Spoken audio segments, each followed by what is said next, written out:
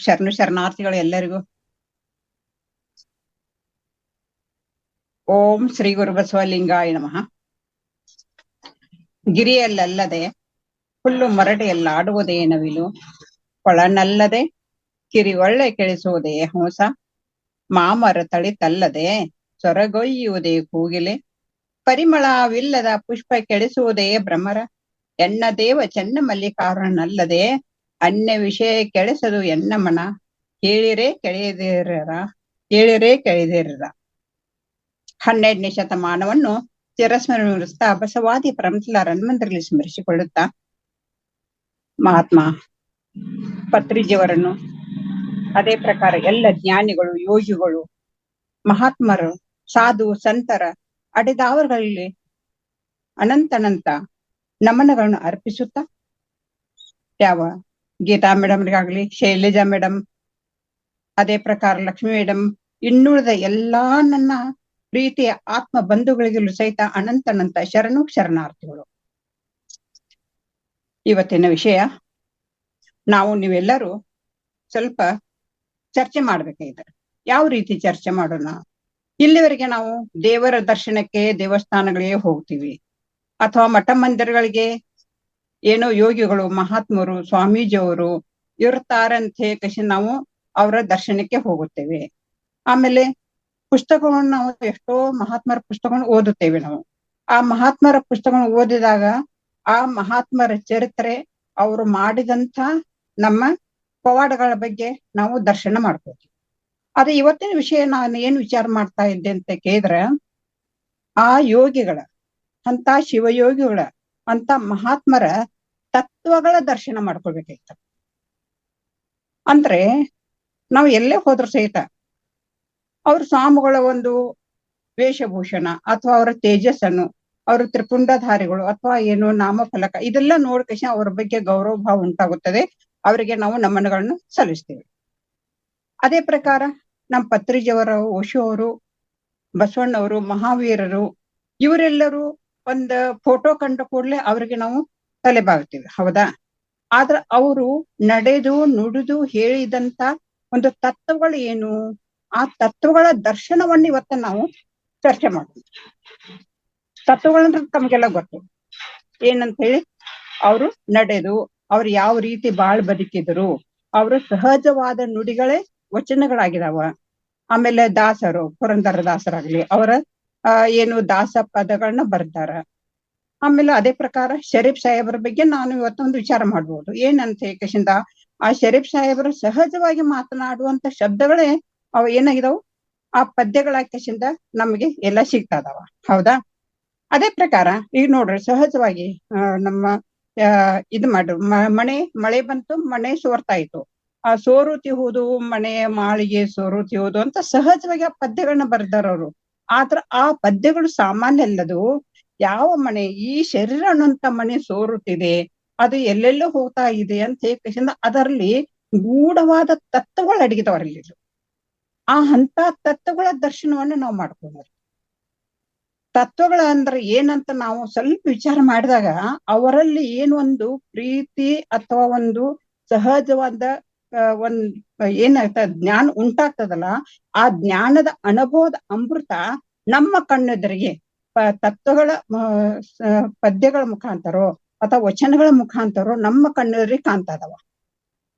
ಅವುಗಳು ಹೇಗೆ ಎದ್ದಾವ ಅಂತ ಹೇಳಿ ನಾವು ಸ್ವಲ್ಪ ನೋಡಿದಾಗ, ಯೋಗಿಗಳಾಗ್ಲಿ, ಶಿವಯೋಗಿಗಳಾಗ್ಲಿ, ಆ ತತ್ವಗಳ ಬಗ್ಗೆ ವಿಚಾರ ಮಾಡಿದಾಗ ತತ್ವಗಳ ದರ್ಶನ ನಾವೆಲ್ಲರೂ ಹೆಂಗ ತೆಗೆದುಕೊಳ್ಳಬೇಕು ಅಂತ ಹೇಳಿ ಸ್ವಲ್ಪ ನಾವು ಈಗ ನಿಜಗುಣ ಶಿವಗಳ ಬಗ್ಗೆ ನಾವು ತಿಳ್ಕೊಂಡಾಗ, ನಿಜಗುಣ ಶಿವಗಳು ಕೈವಲ್ಯ ಪದ್ಧತಿ ಅಂತ ಹೇಳಿ ಬರ್ದಾರ. ತಾವೆಲ್ಲ ಓದಿರ್ಬೋದು. ಕೈವಲ್ಯ ಪದ್ಧತಿಗಳು ಸಾಕಷ್ಟು ಅನುಭವದ ನುಡಿ ಮುತ್ತುಗಳು ಅದಾವ ಅದರಲ್ಲಿ. ಅದನ್ನೇ ಮುಂದುವರಿಸಿಕಸಿಂದ ಸರ್ಪಭೂಷಣ ಶಿವಗಳು ಅಂತ ಹೇಳಿ ಒಂದು ಪುಸ್ತಕವನ್ನ ತಯಾರು ಮಾಡಿದ. ಅದನ್ನು ಸಹಿತ ನೀವೆಲ್ಲರೂ ಚರ್ಚೆ ಮಾಡಿದಾಗ ಅದು ಏನಾಗ್ತದ, ನಾವೆಲ್ಲರೂ ಮನುಷ್ಯನಾಗಿ ಹುಟ್ಟಿದ್ವಿ ಅಂದ್ಮೇಲೆ ನಾವೆಲ್ಲ ಇಲ್ಲಿ ಏನ್ ಮಾಡಕ್ ಬಂದಿವ್ರಿ? ಇಲ್ಲೆಲ್ಲ ಧ್ಯಾನವನ್ನು ಯಾಕೆ ಮಾಡ್ತಾ ಇದ್ದೀವಿ ನಾವು? ಏನೋ ಒಂಥರ ಆನಂದ, ಏನೋ ಒಂದು ನೆಮ್ಮದಿ ಸಿಗ್ತದಲ್ರಿ ನಮಗ. ಏನ್ ಸುಮ್ನ ಟೈಮ್ ವೇಸ್ಟ್ ಮಾಡ್ಲಿಕ್ಕೆ ಅಂತ ಬಂದೇವ್ರಿ ನಾವು? ಇಲ್ಲ, ನಮಗೇನೋ ಒಂದು ಇಲ್ಲಿ ಸಮಸ್ಯೆಗಳ ಪರಿಹಾರ, ನಮಗೇನೋ ಒಂದು ನೆಮ್ಮದಿ, ಮುಕ್ತಿ. ಯಾವುದರಿಂದ ಮುಕ್ತಿ? ಆ ಜಂಜಾಟಗಳಿಂದ ಮುಕ್ತಿ ಸಿಗುತ್ತದೆ. ಈ ಕೆಲವೇ ಕ್ಷಣಗಳಾದ್ರೂ ಸಹಿತ, ಕೆಲವೇ ನಿಮಿಷಗಳಾದ್ರೂ ಸಹಿತ, ಕೆಲವೇ ಗಂಟೆಗಳಾದ್ರೂ ಸಹಿತ ಏನಾಗ್ತದೆ, ನಮಗೂ ಎಲ್ಲ ವಿಚಾರಗಳನ್ನ ಒಂದು ಒತ್ತಟ್ಟಿಗೆ ಸೆರೆದು ನಾವು ನೀವು ಹೇಳುವಂತ ಒಂದು ವಿಷಯಗಳ ಬಗ್ಗೆ ಅದುವೇ ನಮ್ಮನ್ನು ನಾವು ತಿಳಿದು ಅದುವೇ ತತ್ವ ರೂಪಾಯಕಸಿಂದ ನಮಗೆ ದರ್ಶನ ಕೊಡುತ್ತೆ ನೋಡಿ. ಹೌದಾ? ಅದ್ ಹೇಗಪ್ಪ ಅಂತ ಹೇಗಸಿಂದ ಮನುಷ್ಯನಿಗೆ ಹುಟ್ಟಿದ ಮೇಲೆ ಮುಕ್ತಿ ಅಂತ ಬೇಕೇ ಬೇಕ. ಕಾರಣ ನಾವೆಲ್ಲ ಮಾನವ. ಮುಕ್ತಿ ಅಂದ್ರೆ ಏನು? ಬಿಡುಗಡೆ. ಯಾವುದರಿಂದ ಬಿಡುಗಡೆ ಇರೋದು? ಬಿಡುಗಡೆ ಬೇಕಾದ್ರೆ ನಮಗೂ ಯಾವುದರಿಂದ ಬಿಡುಗಡೆ? ನಾವೇನೇನು ಜೈಲು ವಾಸಿಗಳ ಬಿಡುಗಡೆ ಹೊಂದಲಿಕ್ಕೆ? ಇಲ್ಲ. ಯಾವುದರಿಂದ ಹಾಗಾದ್ರೆ ಬಿಡುಗಡೆ? ಯಾವುದರಿಂದ ಬಿಡುಗಡೆ ಅಂತ ಕೇಳಿದ್ರ, ನಾವು ಕಷ್ಟಗಳ ಬಾಗಿಲು ಕಾಮ, ಕ್ರೋಧ, ಲೋಭ, ಮೋಹ, ಮದ, ಮತ್ಸರ ಅಂದ್ರೆ ನರಕದ ಬಾಗಿಲುಗಳಂತ ಒಂದ್ ಕಡೆ ಹೇಳ್ಬೋದ್ರ ನಾವು. ಇದರಿಂದ ನಾವು ಯಾವಾಗ ದೂರ ಸೇರ್ತೇವೋ ಆವಾಗ ಸಹಜವಾಗಿ ನಮಗೆ ಬಾಗಿಲು ತೆಗೆದೇ ಬಿಡ್ತದೆ. ಯಾವ ಬಾಗಿಲು? ಸ್ವರ್ಗದ ಬಾಗಿಲು ಅಂತ ಹೇಳುದು. ಅದು ಮುಕ್ತಿಯನ್ನು ಕೊಡುವಂತ ಬಾಗಿಲು. ಆಮೇಲೆ ಇದು ಮಾನವ ಜನ್ಮ ಬಲು ದೊಡ್ಡದು, ಹುತ್ತಪ್ಪಗಳಿರ ಹಾನಿ ಮಾಡಿಕೊಳ್ಳಲು ಬೇಡಿ. ಮಾನವ ಜನ್ಮ ಬಲು ದೊಡ್ಡದು. ನೋಡ್ರಿ, ಯಾವ ಪ್ರಾಣಿಗಳಿಗೆ, ಪಕ್ಷಿಗಳಿಗೆ ನಮ್ಮಂತೆ ವಿಚಾರ ಮಾಡುವಂತ ಶಕ್ತಿ ಇದೇನ್ರಿ? ಇದರಿಂದ ಬಿಡುಗಡೆ ಹೊಂದಬೇಕಂತ ಶಕ್ತಿ ಇದೇನ್ರಿ? ಎಲ್ಲರಂತೆ ಬಾತು ಎಲ್ಲರಂತೆ ಬದುಕ್ತಾವ. ಹೌದು, ನಮ್ಮದೇ ಒಂದು ವಿಶೇಷವಾದ ಒಂದು ಜ್ಞಾನ ಉಂಟು. ಆ ಜ್ಞಾನವನ್ನು ನಾವು ಸದುಪಯೋಗ ಮಾಡಿಕೊಳ್ಳದೆ ಇದ್ರೆ ನಾವು ಪ್ರಾಣಿಗಳು. ಅದಕ್ಕಾಗಿ ನಾವು ಏನ್ ಮಾಡ್ಬೇಕ?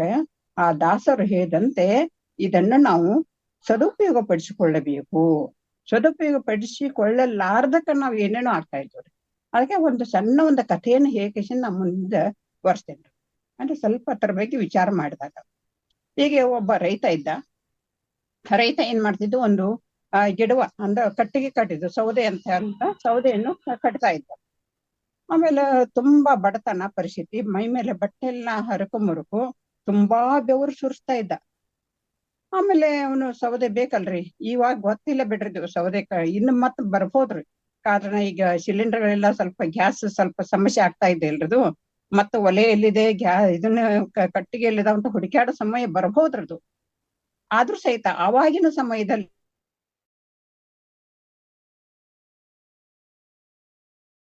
ಅಡಿಗೆ ಮಾಡುವಂತ ಪ್ರಸಂಗ ಇತ್ತು. ಅವಾಗ ಏನ್ ಮಾಡ್ತಾ ಇದ್ರು, ತುಂಬಾ ಕೆಲಸ ಮಾಡಿ ಇಂತ ದೊಡ್ಡ ಬಿಸಿಲು, ಆ ಬಿಸಿಲಿನಲ್ಲಿ ಆ ಗಿಡವನ್ನ ಕಡಿದು ಆ ತುಂಡು ತುಂಡು ಮಾಡಿ ಆಮೇಲೆ ಅದನ್ನು ಸೌದೆ ಕಟ್ತಾ ಇದ್ದ. ಅವಾಗ ಒಂಥರ ಏನಾಯ್ತು, ತುಂಬಾ ದಣಿವಾಗಿತ್ತು ನಮ್ಗೆ. ದಣಿವಾಗಿ ಮೈಯಿಂದೆಲ್ಲ ಬೆವರು ಸುರಿಸ್ತಾ ಇತ್ತು. ಅವಾಗ ಒಬ್ರು ಮಹಾತ್ಮರು, ಒಬ್ರು ಸ್ವಾಮೀಜಿಯವರು ದಾರಿಯಲ್ಲಿ ಹಾದು ಹೋಗ್ತಾ ಇದ್ರು. ಇವನ ಕಷ್ಟಗಳನ್ನ ನೋಡ್ಕಶಿಂದ, ಏನಪ್ಪಾ ಎಷ್ಟೊಂದು ಕಷ್ಟ ಪಡ್ತಾ ಇದೆ, ಎಷ್ಟೊಂದು ಬೆವರು ಸುರಿತಾ ಇದೆ, ಹೊಟ್ಟೆ ಹಸಿದಿರಬಹುದು, ಎಷ್ಟು ಮುಖ ಬಾಡಿ ಹೋಗಿದೆಲ್ಲ ಇಂಥ ಬಿಸಿಲೊಳಗ, ಊಟ ಮಾಡ್ಲಿಲ್ಲಪ್ಪ ಅಂತ ಕೇಳ್ತಾರ ಅವ್ರು. ಇಲ್ಲ, ನಾ ಇನ್ನೂ ಊಟ ಮಾಡ್ಲಿಲ್ಲ, ಬಡತನ ಪರಿಸ್ಥಿತಿ, ಈ ಸೌದೆಯನ್ನು ಕಟ್ಟಿಗೆಯನ್ನು ತೆಗೆದುಕೊಂಡು ಹೋಗಿ ಅಡಿಗೆ ಮಾಡಿದ ಮೇಲೆ ನನಗೆ ಊಟಕ್ಕೆ ಸಿಗುತ್ತೆ. ಹೌದಾ? ಇಷ್ಟೆಲ್ಲ ಕಷ್ಟಪಡೋ ಅವಶ್ಯಕತೆ ಇಲ್ಲ. ಯಾರಿಗೆ ಮಾಡ್ತಾ ಇದ್ದಿ? ಇಲ್ಲ, ಮನೆಯಲ್ಲಿ 4 ಮಕ್ಕಳದಾವ, ಹೆಂಡತಿ, ತಾಯಿ, ತಂದೆ, ಹೀಗೆಲ್ಲ ಮನೆ ತುಂಬಾ ಜನರದಾರ, ನಾನೊಬ್ಬನೇ ದುಡಿಬೇಕು, ಈ ರೀತಿ ಹಿಂಗೆಲ್ಲ ಕಷ್ಟ ಆಗ್ತಾ ಇದ್ದಂತಾಗ ಆ ಯಾವ ಸ್ವಾಮೀಜಿ ಹೇಳ್ತಾರ, ಒಂದು ಈ ಕಡೆ ಒಂದು ಏನಿದೆ, ಕಾಡು ಇದೆ, ಕಾಡಿನಲ್ಲಿ ಹೋಗು, ಸ್ವಲ್ಪ ನಿನ್ನ ಸಮಸ್ಯೆಗೆ ಪರಿಹಾರ ಸಿಗುತ್ತೆ, ಅಲ್ಲಿ ಮತ್ತೆ ಮುಂದೆ ಮುಂದೆ ಸಾಗು, ಬರೀ ಒಂದೇ ಕಡೆ ನಿಲ್ಲಬೇಡ ಅಂತ ಹೇಳಿದಾಗ, ಆಯ್ತು ಗುರುದೇವ ಅಂತ ಹೇಳಿ ನಮಸ್ಕಾರ ಮಾಡ್ಕಸಿಂದ ಆ ಸೌದೆಯನ್ನು ಮನೆಗೆ ತಲುಪಿಸಿ ಆ ಒಣದ ಒಂದು ದಾರಿನ ಹಿಡಿತಾನ. ಆ ಒಣದ ದಾರಿನ ಹಿಡಿದಾಗ ಒಂದು ಸ್ವಲ್ಪ ಒಂದು 3 ಕಿಲೋಮೀಟರ್ ಹೋದ ತಕ್ಷಣ ಅಲ್ಲಿ ಏನಾಗ್ಬಿಡ್ತದ, ಅಲ್ಲಿ ಒಂದು ಸಾಗವಾನಿ ಮರಗಳೇ ಸಿಗ್ತಾವ್ರಲ್ಲಿ. ಸಾಗವಾನಿ ಮರಗಳು ಸಿಕ್ಕೂಡ್ಲೆ ಬಹಳ ಖುಷಿ ಆಗ್ತದ, ನಮ್ಗೆ ಬಹಳ ಆನಂದ ಆಗ್ತದ. ಆ ಸಾಗವಾನಿ ಮರಗಳನ್ನು ಕೆಲವೇ ಒಂದು ಕಡಿದು ತುಂಡು ಮಾಡಿಕಸಿಂದ ತಂದಾಗ ಅದು ಏನು ಶ್ರಮ ಕಡಿಮೆ, ಬೆಲೆ ಜಾಸ್ತಿ. ಅಂದ್ರೆ ಅವನ ಮನೆತನ ಸ್ವಲ್ಪ ಸುಧಾರಣೆ ಆಗ್ತಾ ಇತ್ತು. ಆಮೇಲೆ ಅವರು ಗುರುಗಳು ಹೇಳಿದ ಮಾತು ನೆನ್ಪಂತು, ಆ ವನದೊಳಗೆ ಅಲ್ಲಿಗೆ ನಿಲ್ಬೇಡ, ಮುಂದೆ ಸಾಗು ಅಂತ ಹೇಳಿದ್ರು. ಮುಂದೆ ಮತ್ತೆ ಸಾಗ್ಯದ ಹೇಳಿದಾಗ ಒಂದು ವಾರ ಬಿಟ್ಟು ಮತ್ತೆ ಮುಂದೆ ಸಾಗಿದ. ಅಲ್ಲಿ ಶ್ರೀಗಂಧದ ಕಟ್ಟಿಗೆ ಕಂಡಿದ್ರು. ಇಲ್ಲೆಲ್ಲ ಶ್ರೀಗಂಧದ ಕಟ್ಟಿಗೆ ಕಂಡುಕೊಂಡು ಮತ್ತೆ ಆನಂದ ಆಯ್ತರದು. ಆನಂದ ಆಗಿ ಶ್ರೀಗಂಧದ ಕಟ್ಟಿಗೆ ತಂದು ಅದನ್ನು ಸಹಿತ ಮಾರಿ ಸ್ವಲ್ಪ ಶ್ರೀಮಂತ ಆಗಿಬಿಟ್ಟ. ಆ ಶ್ರೀಮಂತರೊಳಗೆ ಮತ್ತೆ ಶ್ರೀಮಂತ ಆಗಿಬಿಟ್ಟ. ಮತ್ತೆ ಗುರುಗಳ ಮಾತು ಕೇಳಿಸಿ ಮತ್ತೆ ಒಂದು ವಾರದ ಮೇಲೆ ಮತ್ತೆ ಮುಂದೆ ಸಾಗ್ತಾನೆ. ಆವಾಗ ಒಂದು ಬೆಳ್ಳಿಯ ಗಣಿ, ಬೆಳ್ಳಿಯ ಒಂದು ಗುಡ್ಡನ ಕಾಣ್ತಾ ಇರೋದು. ಅದು ನೋಡಿ ಸಾಕಷ್ಟು ಆನಂದಾಗಿ ಬೆಳ್ಳಿಗಳನ್ನ ತಕೊಂಡ್ ಬಂದು ಅದು ಮತ್ತು ಅಗರ್ಭ ಶ್ರೀಮಂತ ಆಗ್ಬಿಡ್ತಾನೆ. ಅಲ್ಲಿಗೆ ತೃಪ್ತಿ ಆಗುದಿಲ್ರಿ ಅವನಿಗೆ, ಮತ್ತೆ ಮುಂದೆ ಸಾಕ್ತಾನ್ರಿ. ಅಲ್ಲಿ ಬಂಗಾರದ ಒಂದು ಗಣಿ ಸಿಗ್ತದ, ಆ ಬಂಗಾರದ ಗಣಿಯಿಂದನೂ ಸಹ ಶ್ರೀಮಂತ ಆಗ್ತಾನ್ರಿ ಅವನು. ಮತ್ತೆ ಅಲ್ಲಿಗೆ ನಿಲ್ಲಿಲ್ಲ, ಮತ್ತೆ ಮುಂದೆ ಹೋದಾಗ ಅಲ್ಲಿ ಮುತ್ತು ರತ್ನಗಳ ಗಣಿಯೇ ಸಿಗುತ್ತದೆ.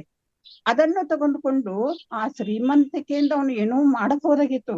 ಆದ್ರ ಅವನಿಗೇನಂತನ, ಇದೆಲ್ಲಾ ಕ್ಷಣಿಕ ಆನಂದ, ಕ್ಷಣಿಕ ಶ್ರೀಮಂತಿಗೆ ಸಿಗ್ತಾ ಇದೆ, ಇದಕ್ಕಿಂತನೂ ಮುಂದೆ ಮುಂದೆ ಮುಂದೆ ಇವನ್ನೆಲ್ಲವನ್ನು ಬಿಟ್ಟು ಏನೋ ಅಲ್ಲಿ ಇರಬಹುದಲ್ಲ, ಇದನ್ನು ಮೀರಿ ಆಚೆ ಇರಬಹುದಲ್ಲ, ಮುಂದೆ ಹೋಗುವಂತ ಹೇಳಿದಾರ ಗುರುಗಳಂತ ಹೇಳಿದಾಗ ಆಗ ಅವೆಲ್ಲ ಕ್ಷಣಿಕಗಳನ್ನೆಲ್ಲ ಬಿಟ್ಟು ಆ ಮುಕ್ತಿ, ನಿಜದ ಆನಂದ, ನಿಜದ ತತ್ವಗಳ ದರ್ಶನ ತಗೊಳ್ತಾನ್ರಿ. ಎಂಥ ತತ್ವದ ದರ್ಶನ ಅಂತ ಕೇಳಿದಾಗ ಅತಿ ಆನಂದದ ಅನುಭವದ ತತ್ವಗಳನ್ನ ಮೀರಿ ಅದುವೇ ತಾನಾಗುವಂತ ಒಂದು ಶಕ್ತಿ ಅಲ್ಲಿ ಸಿಕ್ಕಬಿಡ್ತದ್ರಿ. ಯಾರಿಂದರದು? ಗುರುವಿನಿಂದ. ಆ ಗುರುವಿನಿಂದ ಎಂತ ಸಿಗ್ತದ ಅಂದ್ಕೊಳ್ಳಿ, ಮಾನವನಾಗಿ ಬರೇ ನಾವು ಹೆಂಡರು ಮಕ್ಕಳು ಇದೇ ಒಂದು ಸಂಕೋಲೆಯಲ್ಲಿ ನಾವು ಬೆಳೆಯದೆ ನಾವು ಮುಂದೆ ಮುಂದೆ ಮುಂದೆ ಸಾಗಿದ್ದಾದ್ರ ನಮ್ಮಕ್ಕಿಂತ ಮೀರಿದಂತ ಗುರುವಿನ ಮಾತುಗಳನ್ನು ಕೇಳಿ ಮುಂದೆ ಸಾಗುವಂತ ಒಂದು ನಮ್ಮಲ್ಲಿ ಬಲ ಬೇಕಾದ್ರ ಹಿಂದೆ ಗುರು ಇರಬೇಕು, ಮುಂದೆ ಗುರು ಇರಬೇಕು. ನಮಗೆ ಸಿಗಲಾರದಂತ ಸಿಗುತ್ತದೆ ಅಂತ ಏಕಶಿಂದ ಇಲ್ಲಿ ನಾವು ಸಾಕಷ್ಟು ತತ್ವ ಪದಗಳಾಗ್ಲಿ ಅಥವಾ ವಚನಗಳ ಸಾಹಿತ್ಯಗಳಾಗ್ಲಿ ನಾವು ನೋಡಬಹುದು ಇಲ್ಲಿ. ಅದಕ್ಕೆ ಮತ್ತೆ ಹೇಳ್ತಾರೆ, ಇದು ಮೃತ್ಯುಲೋಕ ಎಂಬುದು ಕರ್ತಾರ್ನ ಕಮ್ಮಟವಯ್ಯ. ಮೃತ್ಯುಲೋಕ ಏನ್ರಿದೆ ಎಲ್ಲ ನಾವು ನೀವು ಇದೇವು, ಇದೆಲ್ಲ ಏನ್ರಿದು? ಇದು ಕರ್ತಾರ್ನ ಕಮ್ಮಟ. ಕರ್ತಾರ್ನ ಕಮ್ಮಟ ಅಂದ್ರೇನ? ಆ ದುಡ್ಡು ತಯಾರಾಗ್ತಾವಲ್ರಿ, ಅದು ಕರ್ತಾರ್ನ ಕಮ್ಮಟ ಅಂತ ಹೇಳ್ತಾರ. ಇದು ನಾವು ನೀವು ತಯಾರಾಗ್ಲಿಕ್ಕೆ ಇಲ್ಲಿ ಬಂದಿವ್ರಿ ನಾವೆಲ್ಲ. ಮೃತ್ಯುಲೋಕ ಎಂಬುದು ಕರ್ತಾರ್ನ ಕಮ್ಮಟವಯ್ಯ, ಇಲ್ಲಿ ಸಲ್ಲುವರು ಅಲ್ಲಿಯೂ ಸಲ್ಲುವರಯ್ಯ. ಇಲ್ಲಿ ನಾವು ಎಲ್ಲರಿಗೂ ಬೇಕಾದ್ರ ಸಹಿತ ಏನಾಗ್ತೈತಿ, ಆ ಭಗವಂತನಿಗೆ ಸಹಿತ ನಾವು ಸಲ್ಲತೇವೆ. ಇಲ್ಲಿ ಸಲ್ಲದವರು ಎಲ್ಲೆಲ್ಲೂ ಸಲ್ಲರಯ್ಯ. ಅಕಸ್ಮಾತ್ ಇಲ್ಲಿ ಯಾರಿಗೂ ನಾವು ಬೇಡವಾದು ಅಂದ್ರ ಎಲ್ಲೆಲ್ಲೂ ನಮಗೆ ಬೆಲೆನೇ ಸಿಗುದಿಲ್ಲ, ಎಲ್ಲೆಲ್ಲೂ ಸಿಗುದಿಲ್ಲ ಅಂತ ಹೇಕಶಿಂದ ಶರಣರ ಬಹಳ ಚೆನ್ನಾಗಿ ಹೇಳ್ತಾರೆ. ಅದಕ್ಕಾಗಿ ಇಲ್ಲಿ ಸಲ್ಲವರು ಎಲ್ಲೆಲ್ಲೂ ಸಲ್ಲರಯ್ಯ ಅನ್ನುವಂತ ಜೀವನಕ್ಕೆ ಬೇಕಾಗುವಂತ ಏನ್ ಬೇಕಾಗಿತ್ತು ನಮಗ? ಅಮೂಲ್ಯವಾದ ಮೌಲ್ಯಗಳೊಂದಿಗೆ ನಾವು ಸಾಗಬೇಕಾಗ್ತದೆ. ಅಮೂಲ್ಯವಾದ ಮೌಲ್ಯಗಳು ಅಂದ್ರೆ ನಾವು ಹೇಗೆ ಬದುಕಬೇಕು ಅನ್ನೋಂತ ಒಂದು ಮೌಲ್ಯಗಳು ಅಂದ್ರೆ ಚೌಕಟ್ಟು ಅಂತ ಅರ್ಥ ಮಾಡ್ಕೊಂಡ್ರು. ಒಂದು ಚೌಕಟ್ಟನ್ನ ಮೀರಿ ದಾಟ್ಕೊಂಡ್ರೆ ಏನು? ಈಗ ಒಂದು ಭಾರತ ಸಂವಿಧಾನ ಅಂತ ಒಂದು ಚೌಕಟ್ಟು ಇದೆ ಅಲ್ರದು. ಆ ಸಂವಿಧಾನ ಅನ್ನುವಂತ ಚೌಕಟ್ಟು ಮುಖಾಂತರ ಸಾಗಿದ್ದಾದ್ರ ನಮ್ಮ ದೇಶದನ್ನ ಏನಾಗ್ತದ, ಒಂದು ಪ್ರಗತಿ ಪಥದತ್ತ ಹೋಗುತ್ತದೆ. ಅದೇ ಪ್ರಕಾರ ನಾವು ಮಾನವರಾಗಿ ಹುಟ್ಟಿದ ನಂತರ ನಮ್ಮದೇ ಆದಂತಂದು ಕೆಲವೊಂದು ಚೌಕಟ್ಟುಗಳಿವೆ, ಕೆಲವೊಂದು ಮೌಲ್ಯಗಳಿವೆ.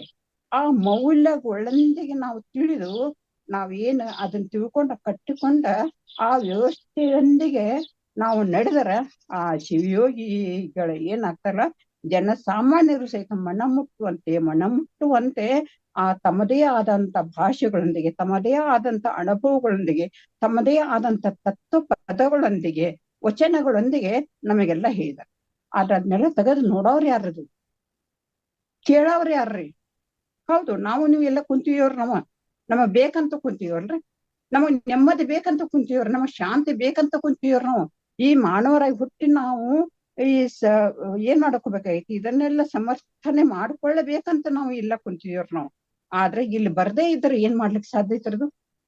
ಏನು ಸಾಧ್ಯ ಇಲ್ಲ.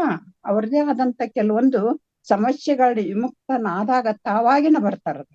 ಅದಕ್ಕಾಗಿ ನಾವೆಲ್ಲರೂ ಈ ನೀವು ನಾವೆಲ್ಲರೂ ಭಗವಂತನನ್ನ ಪ್ರಾರ್ಥನೆ ಮಾಡ್ತೇವ್ರಿ ನಾವು. ಹೌದಾ? ಯಾರು ಪ್ರಾರ್ಥನೆ ಮಾಡುದಲ್ರಿ? ಮಕ್ಕಳು ಸ್ಕೂಲ್ನಲ್ಲಿ ಪ್ರಾರ್ಥನೆ ಮಾಡ್ತಾರ, ಆ ಹೊರಗಡೆ ಬೈಲ್ನಲ್ಲಿ ಮಾಡ್ತಾರ, ಕ್ಲಾಸ್ ರೂಮ್ ನಲ್ಲಿ ಬಂದು ಪ್ರಾರ್ಥನೆ ಮಾಡ್ತಾರ. ಆ ಪ್ರಾರ್ಥನೆ ಯಾಕೆ ಮಾಡ್ತೇವೆ ನಾವು? ಪ್ರಾರ್ಥನೆಯನ್ನು ಏಕೆ ಮಾಡುತ್ತೇವೆ? ಸ್ವಲ್ಪ ನಮ್ಮನ್ನು ನಾವು ವಿಚಾರ ಮಾಡಿದಾಗ ಆ ಪ್ರಾರ್ಥನೆಯನ್ನು ನಾವು ಏನಾದ್ರೂ ಒಂದು ಹಿನ್ನೆಲೆ, ಒಂದು ಸಂಕಲ್ಪವನ್ನು ಇಟ್ಟುಕೊಂಡು ನಾವು ಮಾಡ್ತೇವೆ. ಹೌದಾ? ನಾನು ಒಂದು ಜ್ಞಾನಿ ಆಗ್ಬೇಕು ಅನ್ನೋ ಜೀವನದ ಸಂಕಲ್ಪ ಅಲ್ರದ. ನನಗೆ ಮಗು ಆಗ್ಬೇಕು, ನನ್ನ ಮೊಮ್ಮಕ್ಕಳು ಆಗ್ಬೇಕು, ಅವ್ರ ಮದ್ವೆ ಆಗ್ಬೇಕು, ಇವ್ರು ಹೀಗಾಗ್ಬೇಕು, ನಾನು ಶ್ರೀಮಂತ ಆಗ್ಬೇಕು, ಆ ಸಾಲ ತೀರಬೇಕು, ಆ ಸಾಲಗಾರರು ನಮ್ಮ ಮನೆಗೆ ಬರ್ಬಾರ್ದು, ಏನೇನೋ ಒಂದು ಸಂಕಲ್ಪ ಮಾಡ್ಕೊಂಡಿರ್ತೀವ್ರಿ ನಾವು. ಹೌದಾ? ಆ ಒಂದು ಪ್ರಾರ್ಥನೆ ಈಡೇರಲಿ ಅನ್ನುವಂತ ಕಸಿ ವಿಚಾರ ಇಟ್ಕೊಂಡ ಕಸಿಂದ ನಾವೆಲ್ಲರೂ ಏನ್ ಮಾಡ್ತೀವಿ, ಪ್ರಾರ್ಥನೆ ಇಟ್ಕೊತೇವೆ. ಆದ್ರ ಇಲ್ಲಿ ನಮ್ಮ ಸರ್ಪಭೂಷಣ್ ಶಿವಗಳು ಒಂದು ಮಾತು ಹೇಳಿದಾರೆ. ಈಗ ಸದ್ಯ ಈಗ ನೋಡ್ರಿ, ನಮ್ಮ ಗೀತಾ ಮೇಡಮ್ ಕಡೆ ಏನೋ ನಮಗ ವಸ್ತು ಬೇಕಾಗಿತ್ತಂತ ಅರ್ಥ ಮಾಡ್ಕೊಂಡ್ರು. ನಾವು ಏನೋ ಬೇಕಾಗಿಂತ ಅವ್ರ ಕಡೆಗೆ ಇದ್ರ ನಮ್ಗ್ ಕೊಡವ್ರಲ್ರಿ, ಇಲ್ಲದೇ ಇದ್ರ ಯಾರು ಕೊಡಕ್ ಸಾಧ್ಯ ಐತ್ರಿ? ಈಗ ಓಂ ಬೆಳಗಾವ್ ಅವ್ರು ಬಂದಾರ, ಅವ್ರ ಅಣ್ಣಾರ, ಅವ್ರ ಹತ್ರ ನನ್ಗೆ ಏನೋ ಒಂದು ವಸ್ತು ಬೇಕಾಗಿತ್ತರದು. ಅದ ಅವ್ರ ಹತ್ರ ಇದ್ರ ನಾವು ಬೇಡ್ಬೇಕು ಅಥವಾ ಇಲ್ಲದೇ ಇದ್ರ ಬೇಡಬೇಕ್ರಿ? ನಾವು ಇದ್ರನ್ನ ಕೊಡವ್ರಲ್ರಿ ಅವ್ರು. ಅದೇ ಪ್ರಕಾರ ಆ ಭಗವಂತನಲ್ಲಿ ನಾವ್ ಏನ್ ಬೇಡ್ಬೇಕಾಗಿತ್ರ? ನಾವ್ ಏನ್ ಬೇಡ್ಬೇಕಾಗಿತ್ತು ಶೈಲಜಾ ಮೇಡಮ್? ನಾವ್ ಏನ್ ಬೇಡ್ತೇವೆ ಆತನಿಂದ ಅವ್ ಏನ್ ಕೊಡಕ್ ಸಾಧ್ಯ ಐತ್ರದು? ಭಗವಂತನಿಗೆ ಏನು ಕೊಡಕ್ ಸಾಧ್ಯ ಐತಂತ ಏಕಶಿಂದ ಇಲ್ಲೊಂದು ಪ್ರಶ್ನೆ ಕೇಳಿದಾರ ಅವರು. ಅದಕ್ಕಾಗಿ ಒಂದ್ ವಿಚಾರ ಇದೆ, ನಿನ್ನಲ್ಲಿ ಏನು ಬೇಡಲಿ ದೇವ? ನಿನ್ನಲ್ಲಿ ಏನು ಬೇಡಲಿ ದೇವ? ಏನುಂಟು ನಿನ್ನಲ್ಲಿ? ನಿನ್ ಹತ್ರ ಏನೈತಂತ ನಾ ಬೇಡ್ಲಿ? ನೋಡ್ರಿ, ಪರಮಾತ್ಮ ಹತ್ರ ಏನ್ ಐತಂತ ನಾವ್ ಬೇಡೋನು? ಲೌಕಿಕ ವಸ್ತುಗಳೆಲ್ಲ ಅವನ ಹತ್ರ ಅದಾವ? ಪದವನ್ನ ಹೇಳ್ರದು. ನಾವು ಈ ಲೌಕಿಕ ವಸ್ತುಗಳನ್ನ ನಾವು ಬೇಡ್ತಾ ಇದ್ದೀವ್ರಿ. ನಾವು ಏನು ಅಸಣ್ಣವ ಬೇಡುವೇನೇ ದೇವ? ಅಸಣ್ಣ ಅಂದ್ರೇನು? ಊಟ. ನಮಗ್ ಊಟಕ್ಕೆ ಬೇಕು ಕೊಡಪ್ಪ ಅಂತ ಹೇಳ್ಕೊಳ್ಳಿ, ದೇವ್ರ ಬಂದ್ ನಮಗ್ ಊಟ ಕೊಡ್ತಾನ್ರನ? ಯಾಕ? ಅವನು ಏನ್ ಮಾಡಿದನ್ರಿ? ವಿಷವನ್ನ ಕುಡ್ದನ್ರ ಅವನು, ನೀಲಕಂಠ ಅನ್ಸ್ಕೊಂಡನ್ರ ವಿಷವನ್ನ ಕುಡ್ದ ಕಿಶಿಂದ. ಹೌದಾ? ಹಂಗಾದ್ರ ನಮ್ಗ್ ಊಟ ಕೊಡ್ಲಿಕ್ಕೆ ಸಾಧ್ಯನವನ? ವಸನವ ಬೇಡುವೇನೆ ದೇವ? ವಸನ ಅಂದ್ರ ಮನೆ, ಅರಮನೆ, ಭೂಮಿ, ಹೊಲ, ಇದು ಏನಾದ್ರೂ ನಾವು ಭಗವಂತನ ಕಡೆ ಬೇಡ್ರ ಕೊಡ್ತಾನೇನ್ರ? ಅವ್ ಎಲ್ಲದನ್ರ? ಭಗವಂತ ಎಲ್ಲದನ್ರು? ಸ್ಮಶಾನವಾಸಿರಿ ಅವನು. ಹೌದಾ? ಸ್ಮಶಾನದಲ್ಲಿ ಅವನೇ ಅದನ್ರಿ. ಈ ನಮಗ್ ಬೇಕಾದ ಅವ್ ಹೆಂಗ್ ಕೊಡ್ಲಕ್ ಸಾಧ್ಯ ಐತರ್ಗ? ಹೌದಾ? ಹಾಗಾದ್ರೆ ಅವನನ್ನೇ ಬೇಡ್ಬೇಕಂದ್ರ ಅವನ ಆ ಭಗವಂತನ ನಾವು ಬೇಡಬೇಕಂದ್ರ ತೊರಗವನೇ ಬೇಡುವಿನಯ್ಯ ಅಂದ್ರ ಅವ್ನ ಇಲ್ಲದ ಜಾಗ ಯಾವ್ದೈತ್ರ? ಒಂದ್ ರೀತಿ ನೋಡ್ಬೇಕಾದ್ರೆ ಮುಳ್ಳು ಮೊನೆ ಎಲ್ಲಿ, ಹೂವು, ಈ ಪ್ರತಿಯೊಂದು ಇದರಲ್ಲಿ ನಿನ್ನಲ್ಲಿ ಆ ಭಗವಂತನ ಇಲ್ಲದ ಸ್ಥಾನವೇ ಇಲ್ಲ. ಹಾಗಾದ್ರ ಏನ್ ಬೇಡ್ಬೇಕು ಭಗವಂತನಲ್ಲಿ ಅಂತ ಕೇಳಿದಾಗ ಆ ನಿಜವಾದ ಭಗವಂತನ ಒಲಿಮೆ ಗಳಿಸಬೇಕಾದ ಭಕ್ತಿಯನ್ನ ಬೇಡಬೇಕು. ನಿಜವಾದ ಭಕ್ತಿ ಇರ್ಬೇಕ್ರಲ್ಲಿ, ಸದ್ಭಕ್ತಿ ಇರ್ಬೇಕರದು. ಅದನ್ನೆಲ್ಲ ಬಿಟ್ಟು ನೋಡಿ ಕಸಿಂದ ಆ ಭಕ್ತಿ ಅನ್ನೋದನ್ನೊಂದು ಸೈಡ್ಗೆ ಇಟ್ಟ ಕಸಿಂದ ನಾವ ಅದನ್ನ ಬಿಟ್ಟ ಕಸಿಂದ ನಾವು ಲೌಕಿಕ ವಸ್ತುಗಳನ್ನ ಮಾತ್ರ ನಾವು ಗಮನ ಕೊಡ್ತಾ ಇದ್ದೇವೆ. ಅದಕ್ಕಾಗಿ ಇದು ಏನ್ ಮಾಡ್ಬೇಕಂತ ಕೇಳಿದರಾಗ ಶರಣರ ಒಂದ್ ಕಡೆ ಹೇಳಿದಾರ, ಕಕ್ಕಯ್ಯನ ಮನೆಯಲ್ಲೂ ಬೇಡಿದೆ, ಚಿಕ್ಕಯ್ಯನ ಮನೆಯಲ್ಲೂ ಬೇಡಿದೆ, ಎಲ್ಲರ ಕಡೆ ಬೇಡಿ ಬೇಡಿ ಬೇಡಿ ನನ್ನ ಭಕ್ತಿ ಭಿಕ್ಷೆಯ ಪಾತ್ರೆ ತುಂಬಿತ್ತು ನೋಡ ಅಂತ ಹೇಳಿದಾರ. ಭಕ್ತಿ ಅನ್ನೋಂತ ಇದು ಏನೈತಿ, ಅದು ಪಾತ್ರೆ ತುಂಬಿತ್ತು. ಅದಕ್ಕಾಗಿ ಬಸವಣ್ಣವ್ರ ಸಹಿತ ಭಕ್ತಿ ಭಂಡಾರಿ ಎನ್ಸ್ಕೊಂಡಾರ. ಎಲ್ಲ ಶರಣರ ನೆನೆದು ನೋಡ್ರಿ, ಒಂದ್ ಕಡೆ ಅವರು ಹೇಳಿದಾರ, ಎಲ್ಲರನ್ನು ಒಂದೊಂದು ಬೇಡಿಕೊಂಬೆ, ಭಕ್ತಿ ಇಲ್ಲದ ಬಡವ ನಾಣಯ್ಯ ಅಂತ ಅವ್ರು ಹೇಳಿದಾರ. ಅದಕ್ಕಾಗಿ ನಾವೆಲ್ಲರೂ ಭಕ್ತಿಯನ್ನ ನಾವು ತಿಳ್ಕೊಂಡಾದ್ರ ಇದೇನಾಗ್ಬಿಡ್ತೈತಿ, ಆ ಶಿವನೊಲಮೆಗೆ ಒಂದು ಸಾಧನೆ ಆಗಿಬಿಡ್ತೈತಿ. ನೋಡ್ರಿ, ಒಂದ್ ಕಡೆ ಹೇಳಿದಾರ, ಹೊರಗನ ಕೊಯ್ದು ಹೊರಗನ ಪೂಜಿಸಬಲ್ಲಡೆ ಫಲವಿಲ್ಲ ಪ್ರಯೋಜನವಿಲ್ಲ, ಸುಖ ದೊರಕೊಳ್ಳೋದು ನೋಡ. ಎಷ್ಟು ಸುಂದರವಾಗಿ ಹೇಳಿದಾರ ನೋಡ್ರಿ. ಹೊರಗಿಂದ ಏನು 108 ಪತ್ರಿ ಏರ್ಸ್ತೇನು, 1008 ಪತ್ರಿ ಏರ್ಸ್ತೇನು, ಆಮೇಲೆ ಒಂದು ಕೊಡ ಹಾಲು ಅಭಿಷೇಕ ಮಾಡ್ತೇನು, ಆಮೇಲೆ ಮತ್ತೆ ಏನೇನೋ ಹೂಗಳು ಏರ್ಸ್ತೇನು. ಯಾವ ಹೂವು ಅದು ಯಾರ್ದು? 108 ತೆಂಗಿನಕಾಯಿ ಹೊಡಿತೇನು, 10 ಕಿಲೋ ಸಕ್ಕರೆ ಹಂಚತೇನು, ಏನೇನೋ ನನ್ನ ಕೆಲ್ಸ ಆದ್ರೆ ಹೀಗ್ ಮಾಡ್ತೇನು, ನನ್ನ ಕೆಲ್ಸ ಆದ್ರೆ ಹೀಗ್ ಮಾಡ್ತೇನು. ಅದು ಯಾರ್ದು? ಅದ್ರದ್ದು ನಮ್ಮದು ಅನ್ನೋದು ಏನೈತಿ? ಭಕ್ತಿ ಮಾತ್ರ ಐತ್ರದು. ಭಕ್ತಿ ಅನ್ನೋದೊಂದು ಮಾತ್ರ ನಮ್ಮಲ್ಲಿ. ಹೊರಗಿನ ಕೊಯ್ದು ಹೊರಗಿನ ಪೂಜಿಸಬಲ್ಲಡೆ ಫಲವಿಲ್ಲ ಪ್ರಯೋಜನವಿಲ್ಲ, ಸುಖ ದೊರಕೊಳ್ಳೋದು ನೋಡ. ಸರ್ವ ಜೀವಂಗಳಲ್ಲಿ ಹಿಂಸೆಯ ಮಾಡದಿರಬಲ್ಲಡೆ ಪ್ರಥಮ ಪುಷ್ಪ, ಸರ್ವೇಂದ್ರಿಗಳ ನಿಗ್ರಹಿಸಿಕೊಂಡಿರಬಲ್ಲಡೆ ದ್ವಿತೀಯ ಪುಷ್ಪ, ಸರ್ವ ವ್ಯಾಪಾರವದು ನಿರ್ವ್ಯಾಪಾರಿಯಾಗಿರಬಲ್ಲಡೆ ತೃತೀಯ ಪುಷ್ಪ, ಸರ್ವ ಅಹಂಕಾರ ಮರೆತು ಶಾಂತನಾಗಿರಬಲ್ಲಡೆ ಚತುರ್ಥ ಪುಷ್ಪ, ದುರ್ಭಾವ ಗುಣಗಳೆಳೆದು ಸದ್ಭಾವ ನೆಲೆಗೊಂಡಿರಬಲ್ಲಡೆ ಪಂಚಮ ಪುಷ್ಪ, ಉಂಡು ಉಪವಾಸಿ ಬಳಸಿ ಬ್ರಹ್ಮಚಾರಿಯಾಗಿರಬಲ್ಲಡೆ ಷಷ್ಠಮ ಪುಷ್ಪ, ಅಂಡ್ರತವ ಮರೆದು ಸತ್ಯವ ನುಡಿಯಬಲ್ಲಡೆ ಸಪ್ತಮ ಪುಷ್ಪ, ಸರ್ವ ಪ್ರಪಂಚವೈದು ಶಿವಜ್ಞಾನ ಸಂಪನ್ನನಾಗಿರಬಲ್ಲಡೆ ಅಷ್ಟಮ ಪುಷ್ಪ. ಇಂತಿ ಅಷ್ಟದಳ ಕಮಲದಲ್ಲಿ ಸಹಜ ಪೂಜೆಯುಳ್ಳರು ನಿಮ್ಮ ಪ್ರತಿಬಿಂಬದಂತೆ ಪುರುಕಾಣ ಕೂಡಲ ಚೆನ್ನ ಸಂಗಮ ದೇವ. ಆ ಭಗವಂತನ ಪ್ರತಿಬಿಂಬದಂತೆ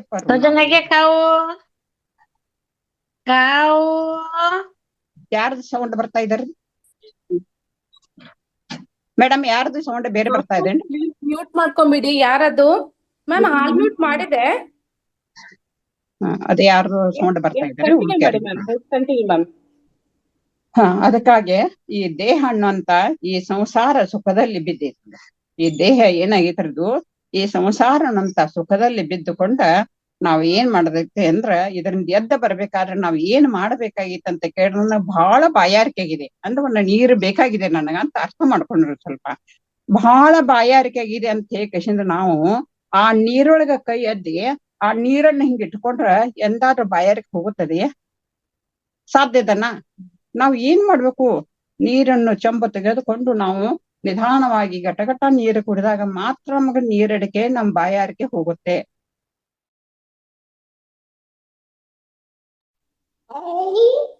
ಮ್ಯಾಮ್ ಮ್ಯೂಟ್ ಅಲ್ಲಿ ಇದ್ದೀರಾ ಮ್ಯಾಮ್? ಅನ್ಮ್ಯೂಟ್ ಮಾಡ್ಕೊಳ್ಳಿ ಸಾವಿತ್ರಿ ಮ್ಯಾಮ್.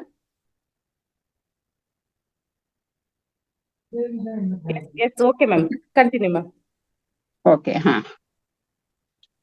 ನಮಗೆ ಬಾಯಾರಿಕೆ ಆದಾಗ ನಾವು ಏನ್ ಮಾಡ್ಬೇಕು? ಒದ್ದೆ ಕೈಯನ್ನು ನಾವು ನೆಕ್ಕಿದ್ರ ಅದು ಬಾಯಾರಿಕೆ ಹೋಗಲಾರದು.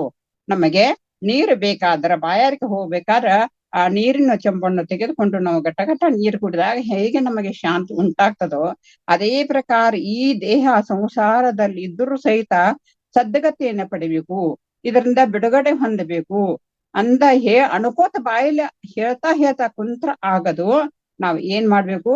ಭಗವಂತನ ಕೃಪೆ ನಮ್ಮದ ನಿಜ ಸುಖವನ್ನು ಕಾಣಲಿಕ್ಕೆ ಆ ಯೋಗಿಗಳ, ಶಿವಯೋಗಿಗಳ ಅಧ್ಯಾತ್ಮದ ಜೀವನ ಹೇಗೆ ಸಾಗಿದೆ, ಅವರ ತತ್ವಗಳು ನಮ್ಮ ಜೊತೆ ಹೇಗೆ ನಾವು ಅಳವಡಿಸಿಕೊಳ್ಳಬೇಕು, ಅವರ ದರ್ಶನ ಅಲ್ಲ ಅವರ ಅಂತರಂಗದ ಪಯಣ ಹೇಗೆ ಸಾಗಿ ಬಂದಿದೆ ಅನ್ನೋದ್ರ ಬಗ್ಗೆ ನಾವು ಅರ್ಥ ಮಾಡ್ಕೊಂಡಾದ್ರ ಮಾತ್ರ ನಾವು ಏನ್ ಮಾಡ್ತೀವಿ? ನಿಜವಾದ ನಮಗೆ ಬಾಯಾರಿಕೆ ಹೋಗುತ್ತೆ ಅಂತ ಹೇಳಕಸಿಂದ ಇಲ್ಲಿವರೆಗೆ ನಾನು ಏನ್ ಹೇಳಿದೆ? ಸಂಸಾರ ಹೇಯಸ್ತಲ್ಲ ಅಂತ ಹೇಳಕಸಿಂದ ಇದ್ರ ಬಗ್ಗೆ ಒಂದೆರಡು ನುಡಿಗಳನ್ನ ಹೇಳಿದೆ. ಇನ್ನೇನ್ ಮಾಡ್ಬೇಕೈತಿ? ಇನ್ನು ನೀತಿ ಪ್ರತಿಪಾದನಾ ಸ್ಥಳ ಅಂತ ಹೇಳಕಸಿಂದ ಹೇಳ್ತೈತೆ. ನೀತಿ ಪ್ರತಿಪಾದನ ಸ್ಥಳದಲ್ಲಿ ಯಾವ ರೀತಿ ನಾವು ಹೋಗ್ಬೇಕು ಅಂತ ಕೇಳಿದ್ರ ಒಂದ್ ಕಡೆ ಹೇಳಿದಾರು, ಬಿಡು ಬಾಹ್ಯದಳು ಡಂಭವ ಮಾನಸಳು ಎಡೆಬಿಡದೆ ಶಂಭುವ. ನೋಡ್ರಿ, ನಾವೆಲ್ಲ ಏನ್ ಮಾಡ್ತಿದ್ದೀವಿ? ಹೊರಗಡೆ ನಾವು ಆಡಂಬರತೆ ನಾವು ಪೂಜೆ ಮಾಡ್ತಿದ್ದೀವಿ, ನಾವು ಉಪವಾಸ ಮಾಡ್ತಾ ಇದ್ದೀವಿ. ಯಾವ ಉಪವಾಸ ರೀ ನಮ್ದು? ಯಾವ ಪೂಜೆ ರೀ? 1,000 ರೂಪಾಯಿದು ಹೂವು ತಂದು ಅಲಂಕಾರ ಮಾಡ್ರ ನಿಜವಾದ ಪೂಜೆಯಾ? 10,000 ರೂಪಾಯಿ ಸೀರೆ ತಂದು ಲಕ್ಷ್ಮೀ ಪೂಜೆ ಮಾಡ್ರ ಅದು ಪೂಜೆಯಾ? ಬರೇ ನಾವು ಹೊರಗಡೆ ಏನ್ ಮಾಡ್ತಾ ಇದ್ದೇವೆ? ಬರೇ ಡಂಬಾಚಾರದ ಪೂಜೆಗೆ ನಾವು ಹೋಗ್ಬಿಡ್ತಾ ಇದ್ದೀವಿ. ಅದು ನಿಜವಾದ ಭಕ್ತಿನ? ಇಲ್ಲ, ಬಹಳ ಚಂದ ಹಾಡ ಹೇಳ್ಬೇಕು, ರಾಗಬದ್ಧವಾಗಿ ಹಾಡ ಹೇಳ್ಬೇಕು, ಭಕ್ತಿಯಿಂದ ಹಾಡ್ಬೇಕು, ಅದು ನಿಜವಾದ ಭಕ್ತಿನ? ನಾದ ಪ್ರಿಯ ಶಿವನೆಂಬರು ನಾದ ಪ್ರಿಯ ಶಿವನಲ್ಲವಯ್ಯ, ವೇದ ಪ್ರಿಯ ಶಿವನೆಂಬರು ವೇದ ಪ್ರಿಯ ಶಿವನಲ್ಲವಯ್ಯ. ನಾದವ ಮಾಡಿದ ರಾವಣಂಗೆ ಅರಿಯಾಯುಷ್ಯವಾಯಿತು, ವೇದವನ್ನು ಓದಿದ ಬ್ರಹ್ಮನ ಶಿರ ಹೋಯಿತು. ನಾದ ಪ್ರಿಯನು ಅಲ್ಲ, ವೇದ ಪ್ರಿಯನು ಅಲ್ಲ, ಭಕ್ತಿ ಪ್ರಿಯ ನಮ್ಮ ಕೂಡಲ ಸಂಗಮ ದೇವರು ಅಂತ ಹೇಳಿದಾರೆ ಒಂದ್ ಕಡೆ ಬಸವಣ್ಣವರದ್ದು. ಅದಕ್ಕಾಗೆ ನಾವು ಭಕ್ತಿಗೆ ಹೆಚ್ಚು ನಾವು ಏನ್ ಮಾಡ್ಬೇಕು? ನಾವ ಲಕ್ಷ್ಯ ಕೊಡ್ಬೇಕು. ಅದ್ ಬಿಟ್ಟ ಕಸಿಂದ ಬರೇ ಆಡಂಬರದಿಂದ ಆ ಪೂಜೆ ಅವರು ಅಷ್ಟು ಖರ್ಚು ಮಾಡ್ರಂತ ನಾವು ಅದಕ್ಕಿಂತ ಹೆಚ್ಚಿಗೆ ಖರ್ಚು ಮಾಡಿ ನಾವು ದಾಸೋಹ ಮಾಡ್ತೀವಿ.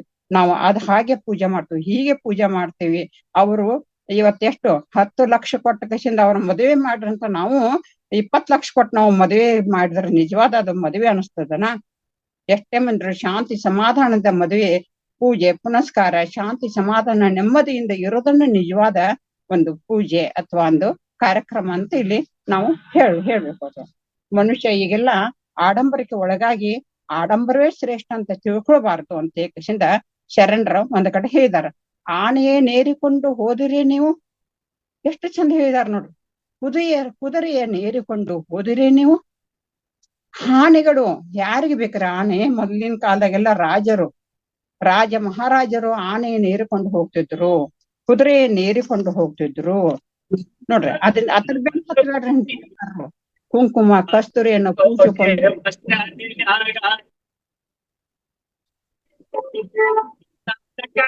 ಏನ್ ಸಮಾಚಾರ ಮ್ಯಾಮ್? ಏನ್ ಸಮಾಚಾರ? ಕೇಳ್ತಾ ಇಲ್ರದು? ಮ್ಯಾಮ್ ಕೇಳಿಸ್ತಿದೆ, ಮ್ಯಾಮ್ ಕೇಳಿಸ್ತಿದೆ. ಹಾ ಅದ ಏನೋ ಒಂದ್ ಸ್ವಲ್ಪ ಸಮಸ್ಯೆ ಆಯ್ತ್ರಿ. ಆನೆಯನ್ನು ಏರಿಕೊಂಡು ಏನಾದ್ರು ಸಮಸ್ಯೆ ಇದ್ರೆ ಹೇಳಿ, ಆದ್ರೆ ನನಗ್ ಗೊತ್ತಾಗಲ್ಲಲ್ರಿ ಅದು. ಇದು ಆನೆಯನ್ನು ಏರಿಕೊಂಡು ಹೋದ್ರೆ ಜಿ ಕುದುರೆ ಮ್ಯೂಟ್ ಅಲ್ಲಿ ಇದ್ಬಿಡಿ ಸರ್, ಅದು ಅಬ್ಸೆಂಟ್ ಆಗ್ತಾ ಇದೆ. ಮ್ಯಾಮ್ ಮ್ಯಾಮ್ ಇಲ್ಲಿ ಬಸಪ್ಪ ಸರ್ದು ಓಪನ್ ಆಗಿತ್ತು, ಹಂಗಾಗಿ ಮ್ಯೂಟ್ ಅಲ್ಲಿ ಇದ್ಬಿಡಿ ಅಂತ ಹೇಳಿದೆ. ಓಕೆ ಮ್ಯಾಮ್, ಓಕೆ ಕಂಟಿನ್ಯೂ ಮಾಡಿ ಮ್ಯಾಮ್. ಓಕೆ. ಕುಂಕುಮ ಕಸ್ತೂರಿ ಅಂದ್ರೆ ಆಡಂಬರದ ಏನು ಒಂದು ಮೇಕಪ್ ಅಂತಾರಲ್ರಿ, ಅದನ್ನೆಲ್ಲ ಪೂಜಿಸಿಕೊಂಡ ಕಸಿಂದ ಹೋದರೆ ಅಣ್ಣ, ಅವನ್ನೆಲ್ಲ ಬಿಟ್ಟ ಕಸಿಂದ ನಾವೆಲ್ಲ ಏನ್ ಮಾಡ್ಬೇಕು? ನಿಜವಾದ ಸತ್ಯದ ನಿಲುವನ್ನರಿಯದೆ ಹೋದಿರಲ್ಲ. ನಾವ್ಯಾರು? ಸತ್ಯ ಅಂದ್ರೆ ಯಾವುದು, ಅಸತ್ಯದ ಯಾವುದು? ನಾವು ನಿಜವಾಗ್ಲೂ ನಾವು ಏಕೆ ಬಂದಿದ್ದೇವೆ? ಆ ಸತ್ಯದ ನಿಲುವನ್ನು ಅರಿಯಲಿಕ್ಕೆ ಬಂದಿದ್ದೇವೆ. ಅಂತರಂಗದ ಒಂದು ಪಯಣವನ್ನು ಬೆಳೆಸಲಿಕ್ಕೆ ಬಂದಿದ್ದೇವೆ ಅಂತ ಹೇಳಿಂದ ಮತ್ತ ಮುಂದೆ ಹೇಳ್ತಾರ, ಸದ್ಗುಣ ಎಂಬ ಫಲವ ಬಿತ್ತದೆ ಬೆಳೆಯದೆ ಹೋದಿರಲ್ಲ. ಸದ್ಗುಣವೆಂಬ ಒಳ್ಳೆಯ ಆಚಾರ ವಿಚಾರ, ಒಳ್ಳೆಯ ಗುಣಗಳು ಇನ್ನೊಬ್ಬರ ಮನ ನೋಯದಂತೆ, ಇನ್ನೊಬ್ಬರಿಗೆ ಒಂದು ಕೆಟ್ಟ ಬಗೆಯದಂತೆ, ಸದಾ ಕಾಲ ಕಾಯ ವಾಚ ಮನಸ ಎಲ್ಲರಿಗೂ ಒಳ್ಳೆಯದಾಗ್ಲಿ ಅನ್ನೋಂತ ಒಂದು ಭಾವದೊಂದಿಗೆ ನಾವೆಲ್ಲ ಹೋಗಬೇಕು. ಅಷ್ಟೆಲ್ಲ ಅಹಂಕಾರ ಎಂಬ ಮದ ಗಜವೇರಿ. ನೋಡ್ರಿ, ಅಹಂಕಾರ ನನ್ನಿಂದ ಆಗ್ತದ ಏನಾಗ್ತಾ ಇದ್ರಿ ನಮ್ಮಿಂದು? ಬರೇ ಒಂದ್ 5 ನಿಮಿಷ ಅಲ್ಲ, 2 ನಿಮಿಷ ಗಾಳಿ ಬೀಸೋದು ಬಿಡ್ರದು ಏನಾಗುತ್ತೆ ನಮ್ಮೆಲ್ಲರ ಜೀವ? ಇಳಿ ನಿಮ್ಮ ದಾನ ಬೆಳೆ ನಿಮ್ಮ ದಾನ, ಸುತ್ತಿ ಸೂಸುವ ಗಾಳಿ ನಿಮ್ಮ ದಾನ, ಎತ್ತು ನಿಮ್ಮ ದಾನ ಬೆತ್ತು ನಿಮ್ಮ ದಾನ, ನಿಮ್ಮ ಎಲ್ಲಾ ದಾನ ಉಂಡು ಅನ್ಯರ ಹೊಗಳು ಪುಣ್ಯಗಳು ಏನೆಂಬೆ ರಾಮನಾಥ ಅಂತ ಒಂದ್ ಕಡೆ ಹೇಳಿದಾರ. ಆ ಎಲ್ಲವೂ ಭಗವಂತನದ. ನಾವೆಲ್ಲ ಯಾಕೆ ಬಂದೇವು ಅಂತ ಕೇಳಿದ್ರೆ ಅವನಿಗೆ ಧನ್ಯವಾದ ಹೇಳಲಿಕ್ಕೆ ಬಂದೆವು. ಅವನಿಂದ ಏನು ಬೇಡ್ಲಿಕ್ಕೆ ಬಂದಿಲ್ಲ. ಅವನು ಏನು ಕೊಟ್ಟಿದಲ್ಲ ಭಗವಂತ, ಆ ಕೊಟ್ಟದ್ದನ್ನು ನಾವು ಆನಂದದಿಂದ ಸ್ವೀಕರಿಸಿ ಆನಂದ ಅನುಭವದೊಂದಿಗೆ ನಮ್ಮನ್ನು ನಾವು ಮರೆತು ಅದ ಏನ್ ಮಾಡ್ಬೇಕು? ಅವನಿಗೆ ಧನ್ಯವಾದಗಳು ಹೇಳ್ಬೇಕು. ಯಾವಾಗ? ಪ್ರತಿಯೊಂದು ಉಸಿರಿನೊಂದಿಗೆ ನಾವು ಧನ್ಯವಾದಗಳನ್ನ ಹೇಳ್ಬೇಕ್ರದು. ಧನ್ಯವಾದ ಆಯ್ತು ಹೀಗಲ್ಲ. ಪ್ರತಿಯೊಂದು ಉಸಿರು ಹೇಳುವಾಗ ಓಂ ಸೋಹೋಂ ಅವನ ನೆನವಿನಲ್ಲಿ ಅವನಿಗೆ ಧನ್ಯವಾದ ಇದೆ. ಅದಕ್ಕಾಗಿ ಅಹಂಕಾರ ಎಂಬ ಆನೆಯನ್ನು ಏರಿಕೊಂಡು ಸದಾ ಮಜ್ಜ ಹೆಂಗೋ ಸಕ್ಕಿನ ಮದವೇರ ಆನೆಯನ್ನು ಏರಿಕೊಂಡು ವಿಧಿಗೆ ಗುರಿಯಾಗಿ ನೀವು ಹೋದಿರಲ್ಲ. ವಿಧಿಗೆ ನಾವು ಗುರಿಯಾಗಿ ಹೋಗ್ತಾ ಇದ್ದೇವೆ. ಅದಕ್ಕಾಗಿ ನಮ್ಮ ಕೂಡಲ ಸಂಗಮ ದೇವನ ನರಿಯದ ನರಕಕ್ಕೆ ಭಾಜನವಾಗಿರಲ್ಲ. ಏನಲ್ರಿ ನರಕದ ಬಾಗಿಲು ಯಾವ್ದಂತ ಕೇಳಿದ್ರ ಷಡ್ ವೈರಿಗಳು ಅಂತ ಹೇಳಿದೇವ್ರಿ ನಾವ. ಕಾಮ ಕ್ರೋಧ ಲೋಭ ಮೋಹ ಮದ ಮತ್ಸರ ಅನ್ನೋದನ್ನೆಲ್ಲ ಆ ವೈರಿಗಳನ್ನ ಮೆಟ್ಟಿ ನಿಂತಾಗ ಮಾತ್ರ ಆ ತತ್ವದ ದರ್ಶನ ನಮಗೆ ಆಗುತ್ತೆ. ಅದನ್ನ ಬಿಟ್ಟ ಕಸಿಂದ ಸಾಕಷ್ಟು ಧೂಳು ತುಂಬಿದೆ, ನಾವು ಬೆಳಕ ಕಾಣ್ಲಿಕ್ಕೆ ಸಾಧ್ಯನಾ? ನಿಜವಾದ ತತ್ವಗಳ ಬೆಳಕು ನಮಗೆ ಕಾಣ್ಲಿಕ್ಕೆ ಸಾಧ್ಯನಾ? ಆ ಬೆಳಕನ್ನು ನಾವು ಕಾಣಬೇಕಾದ್ರ ಆ ಧೂಳನ್ನು ಮುಸುಕಿದಂತ ಧೂಳನ್ನು ಸರಿಸಬೇಕು. ಮೋಡ ಮುಸುಕಿದೆ ಸೂರ್ಯನ ಮೇಲೆ, ಆ ಮೋಡ ಸರಿದಾಗ ಸೂರ್ಯನ ದರ್ಶನ ಹೇಗೆ ಆಗುತ್ತೆ, ಅದೇ ಪ್ರಕಾರ ಆ ಮಹಾತ್ಮರ ತತ್ವ ದರ್ಶನ ಅದು ಅಜ್ಞಾನವಂತ ಮೋಡವು ಸರಿದಾಗ ಸಹಜವಾಗಿ ನಮಗಾಗುತ್ತದೆ. ಆದ್ರ ಮೋಡ ಸರಿಯುವ ತನಕ ನಾವು ತಾಳ್ಮೆಯಿಂದ ಸಾಧನೆ ಮಾಡಬೇಕು. ತಾಳ್ಮೆಯಿಂದ ಸಾಧನೆ ಮಾಡಿದಾಗ ಮಾತ್ರ ನಮಗೆ ಕಾಣಲು ಸಾಧ್ಯದ. ಅದುವೇ ಮುಕ್ತಿ ಅಂತ ಹೇಳಿಂದ ನಾವು ತಿಳ್ಕೊಬೇಕು. ಅರಿದು ತನಗಾದ ಆನಂದ. ನೋಡು, ಇದೆಲ್ಲ ನಾವು ಬರೀ ಈ ಕಿವಿಲೆ ಕೇಳಿ ಕಿವಿಲೆ ಬಿಡೋದಷ್ಟಲ್ಲ, ಅರಿಯಬೇಕು. ಅರಿತು ಅನುಭವಿಸಬೇಕು. ಅನುಭವಿಸಿದ ಆನಂದವನ್ನು ನಾವು ಏನ್ ಮಾಡ್ಬೇಕು? ಜ್ಞಾನದ ಅನುಭವಗಳನ್ನ ಇನ್ನಿತರರಿಗೆ ಹಂಚಬೇಕು.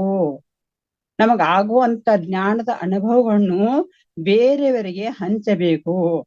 ಯಾರಿಗೆ? ಹಸಿದವ್ರಿಗೆ ಊಟ ಕೊಟ್ರ ಅದರದ ಬೆಲೆ ಗೊತ್ತಾಗುತ್ತೆ.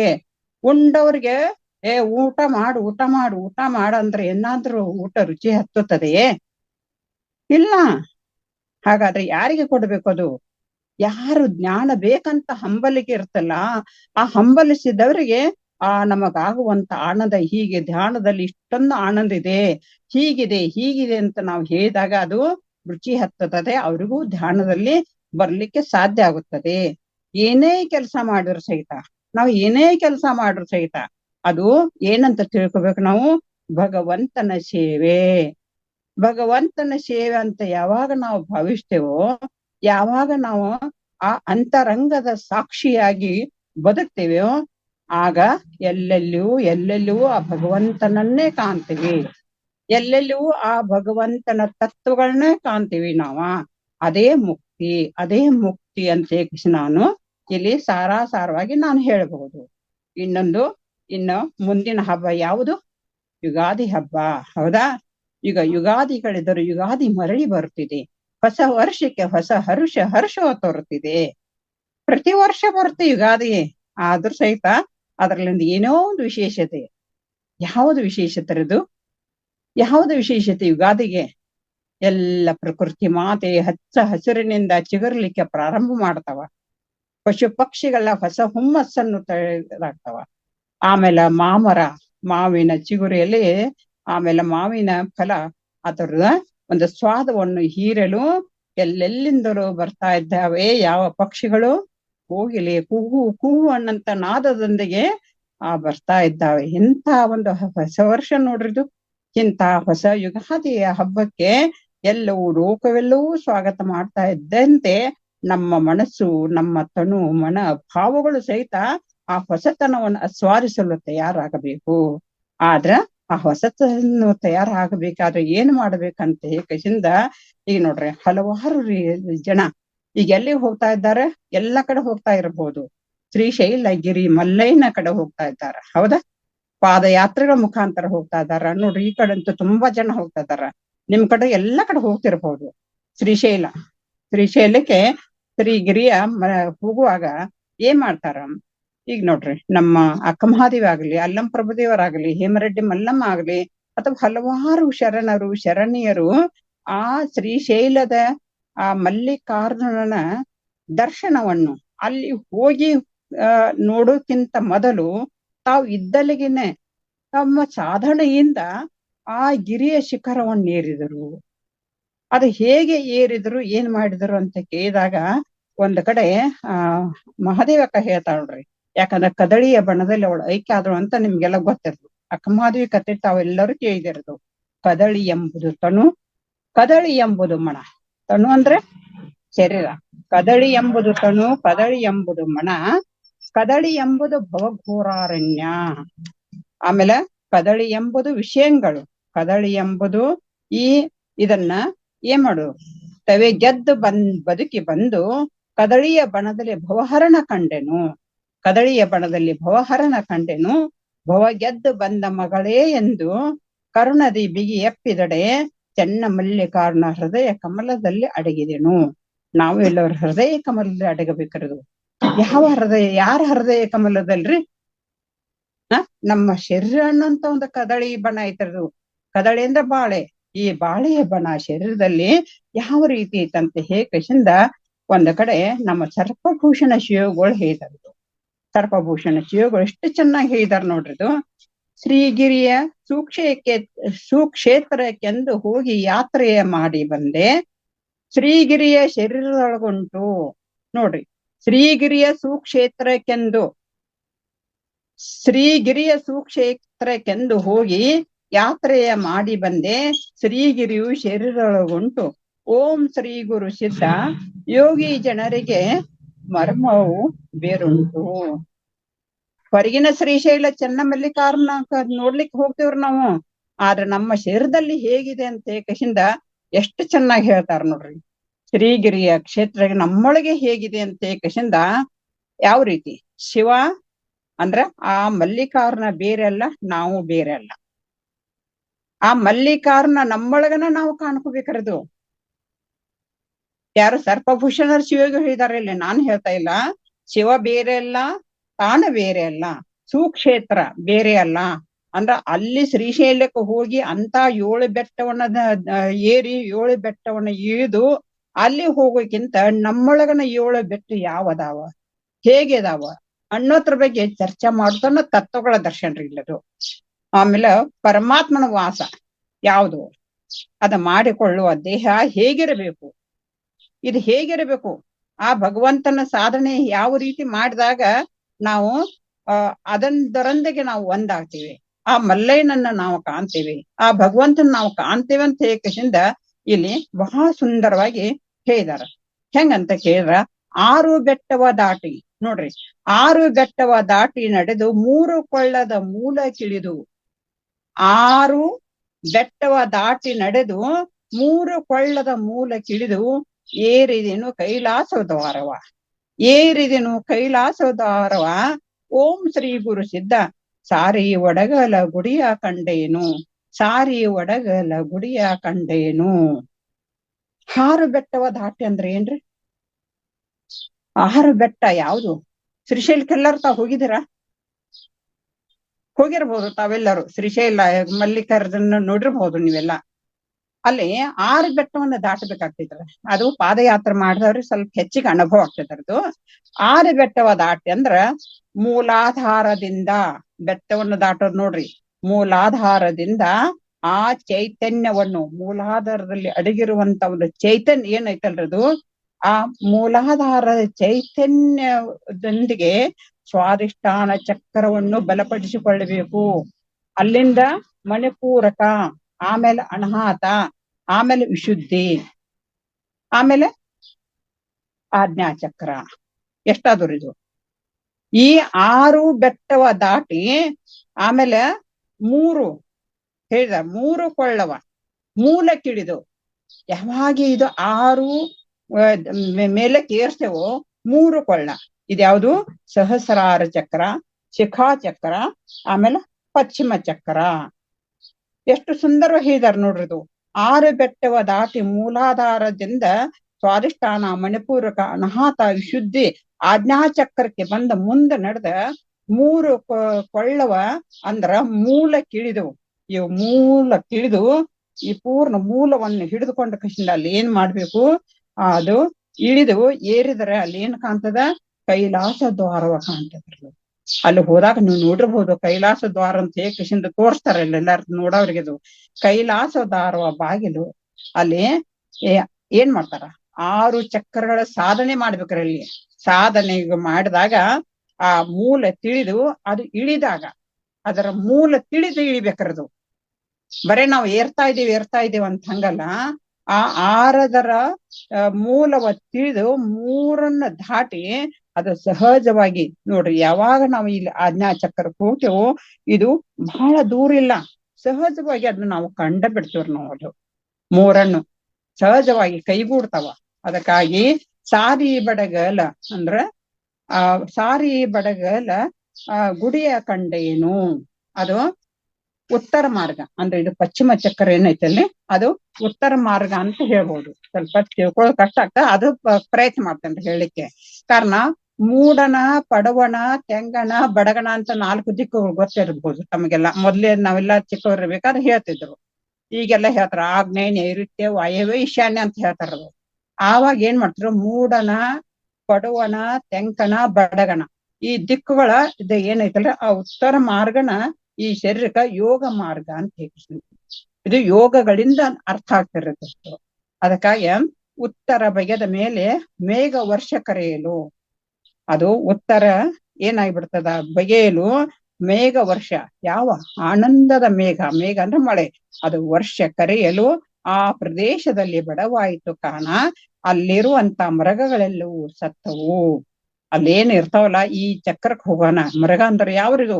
ಕಾಮ, ಕ್ರೋಧ, ಲೋಭ, ಮೋಹ, ಮದ, ಮತ್ತರ, ಅಹಂಕಾರ, ಮಮಕಾರನಂತ ಮೃಗಗಳು ತುಂಬಿದವ್ರು ನಮ್ಮೊಳಗಿರುವಂತ ಅವನ್ನೆಲ್ಲ ಮೃಗಗಳೆಲ್ಲ ಅವೆಲ್ಲ ಸಾಯ್ಬೇಕಾದ್ರೆ ನಾವು ಏನ್ ಮಾಡ್ಬೇಕು?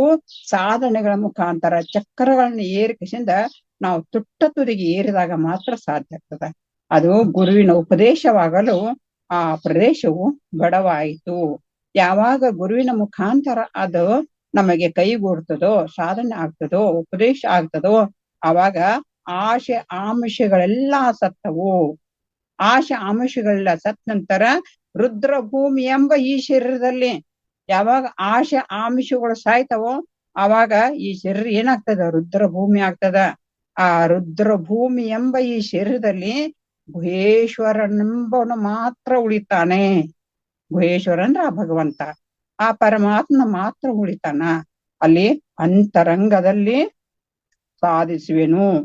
ಅದನ್ನು ಈ ಸ್ಥಿತಿಯನ್ನು ಏರಿಕಶಿಂದ ಅಂತರಂಗದಲ್ಲಿ ಆ ಭಾವನೆಗಳನ್ನು ಸಾಧಿಸಿದಾಗ ಸಾರಿ ಒಡಗಲ ಗುಡಿಯ ಕಂಡೆ. ಆವಾಗ ನಿಜವಾದ ಗುಡಿಯನ್ನು ನಾನು ಕಂಡು ಆ ಯೋಗ ಮಾರ್ಗದಲ್ಲಿ ನಾನು ನನ್ನ ಗುಡಿಯನ್ನು ನಿರ್ಮಾಣ ಮಾಡಿಕೊಳ್ಳುತ್ತೇನೆ. ಬರೇ ಗುಡಿಯ ನಿರ್ಮಾಣ, ಮತ್ತ ಒಳಹೊಕ್ಕು ಆ ನಿಜದ ಭಗವಂತನ ದರ್ಶನ ಅದು ಬೇರೆ ಐತ್ರದು. ಅದು ಕಾಣ್ಬೇಕಾದ್ರೆ ಮತ್ತದು ಬೇರೆ ಇರೋದು. ಅದು ಹೇಗಿದೆ, 7 ಸುತ್ತಿನ ಕೋಟೆಯೊಳಗೆ, 7 ಸುತ್ತಿನ ಕೋಟೆಯೊಳಗೆ ನೀಳ ದುಪ್ಪರಿಗೆ ನಡುವೆ, 7 ಸುತ್ತಿನ ಕೋಟೆಯೊಳಗೆ ನೀಳ ದುಪ್ಪರಿಗೆಗಳ ನಡುವೆ ತಾಳಮದ್ದಳೆ ಭೇರಿ ಗಂಟೆಗಳು.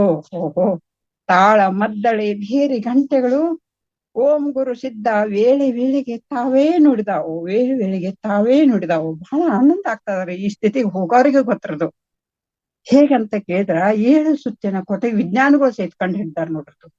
ಯಾವ ರೀತಿ ಚರ್ಮ 7 ಪದರ್ ಇರ್ತಾವಂತ ಹೇಳ್ತಾರಲ್ರಿ. ಅವಾಗ ಶರಣ ಹೇಳಿದ್ರು 7 ಸುತ್ತಿನ ಕೋಟೆ ಒಳಗ ಅಂದ್ರೆ ಏನು, ನಮ್ಮ ದೇಹ 7 ರೀತಿಯ ಚರ್ಮದಿಂದ ಸುತ್ತಾಕಿದ್ರದು ಅಂತ ಹೇಳ್ತಾರ. ಆಮೇಲೆ ಅಂದ್ರ ಹೊದಿಕೆ, 7 ಸುತ್ತಿನ ಹೊದಿಕೆ ಇದ್ರ ಇದಕ್ಕ ಒಳಗಿಂದಕ್ಕ ಹಿಡ್ಕೊಂಡ್ರ. 7 ಸುತ್ತಿನ ಕೋಟೆಗೆ ನೀಳದ ಉಪ್ಪರಿಗೆ, ಅಮೂಲ್ಯವಾದ ಉಪ್ಪರಿಗೆ ಇದ್ರದು. ಅದು ಹೆಂಗ ಮಾಂಸ ಖಂಡ ಎಲುಬುಗಳಿಂದ ರಚನೆಗೊಂಡಿದೆಯಲ್ಲ ಈ ಶರೀರದ್ದು. ಆ ರಚನೆಗೊಂಡಂಥದ್ದು ಏನಾಗ್ತದ, ಅದು ಒಳಗ ಅಷ್ಟು 7 ಸುತ್ತಿನ ಕೋಟೆ ಒಳಗೆ ವೇಳೆ ವೇಳೆಗೆ ತಾಳ ಮದ್ದಳೆ ಗಂಟೆಗಳು ತಾವೇ ನುಡಿದಾವು. ನೋಡ್ರಿ ಒಳಗೆ ಏನೋ ತಾವು ನುಡಿತಾವಂತಾರವು. ಯಾವಾಗ ಕೇಳಿದಾರೆ ಆ ಗಂಟೆಗಳು ನಾದ ಮದ್ದಳೆಗಳು ಎಲ್ಲರೂ ತಾವು? ಯಾಕೆ ತಾವೆಲ್ಲ ಧ್ಯಾನಿಗಳು ಬಂಧುಗಳು ನೀವೆಲ್ಲ ಕೇಳಿರ್ಬೋದು. ಇದು ಅಸಾಧ್ಯ ಅಲ್ಲ, ಆದ್ರೂ ಸಹಿತ ಎಲ್ಲರಿಗೂ ಸಾಧ್ಯ ಇದೆ. ಅದು ಹೇಗೆ ಅಂತ ಗೊತ್ತೈತಂದ್ರೆ ಇದು ಒಂದ್ ಸ್ವಲ್ಪ ನಾನು ಹೇಳ್ತೇನೆ. ಅದು ಯಾಕಂದ್ರೆ ಅದು ಆನಂದದ ಅನುಭವ, ಬಾಯಿಂದ ಹೇಳಲಿಕ್ಕೆ ಆಗೋದಿಲ್ಲ. ಅದು ಒಂದು ಸನ್ನಿವೇಶ. ನಾವೆಲ್ಲ ಮಲ್ಕೊಂಡಿರ್ತೇವ್ರ, ಗಾಢವಾದ ನಿದ್ದೆ ಮಾಡ್ತೇವ್ರ. ನಾವು ಗಾಢವಾದ ನಿದ್ದೆ ಮಾಡಿದಾಗ ತಕ್ಷಣ ಎಚ್ಚರ ಆಗ್ತೈತ್ರದು. ಹೆಂಗ್ ಎಚ್ಚರ ಆಕೈತ್ರದು? ಯಾರಾದ್ರೂ ಬಂದ್ ನೋಡ್ತಾರನ್ರಿ? ಒಳಗಿನ ಅಂತರಂಗದ ಕರೆಯಿಂದ ತಕ್ಷಣ ಎಚ್ಚರ ಆಗಿಬಿಡ್ತೀರಿ.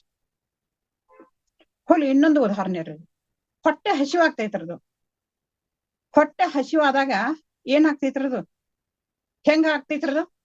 ತಾಳ ಹಾಕ್ತೈತಿ, ನಾನ್ ಹೊಟ್ಟೆ ತಾಳ ಹಾಕತೈತಿ ನಡಿ ಹೊಟ್ಟೆ ಹಸಿವಾಗೈತ ಅಂತೀವಲ್ರಿ ನಾವು ಸಹಜವಾಗಿ. ತಾಳ ಹಾಕತೈತಿ ಹೊಟ್ಟೆ ಅಂತೇವ್ ನೋಡ್ರಿ. ಬಾಯಾರಿಕೆ ಆದಾಗ ನಮ್ಗೇನೋ ಒಂಥರ ಒಳಗ ಏನಾಗ್ತೈತ್ರದು? ಅನುಭವ ಆಗ್ತೈತಿ ನೋಡ್ರಿ. ಹೌದಾ? ಆಮೇಲೆ ಮಲ್ಕೊಂಡಾಗ ನಾವು ಆನಂದ ಭರಿತರಾದಾಗ ಏನೋ ಒಂದು ನಾದ ಕೇಳಿಸ್ತೈತ್ರದು. ಯಾವುದೋ ಲೋಕದ ಎಲ್ಲಿಂದ ಬರ್ತೈತ್ರದು ನಾದ? ಹೇಗಿರ್ತಾರ ನಾದ?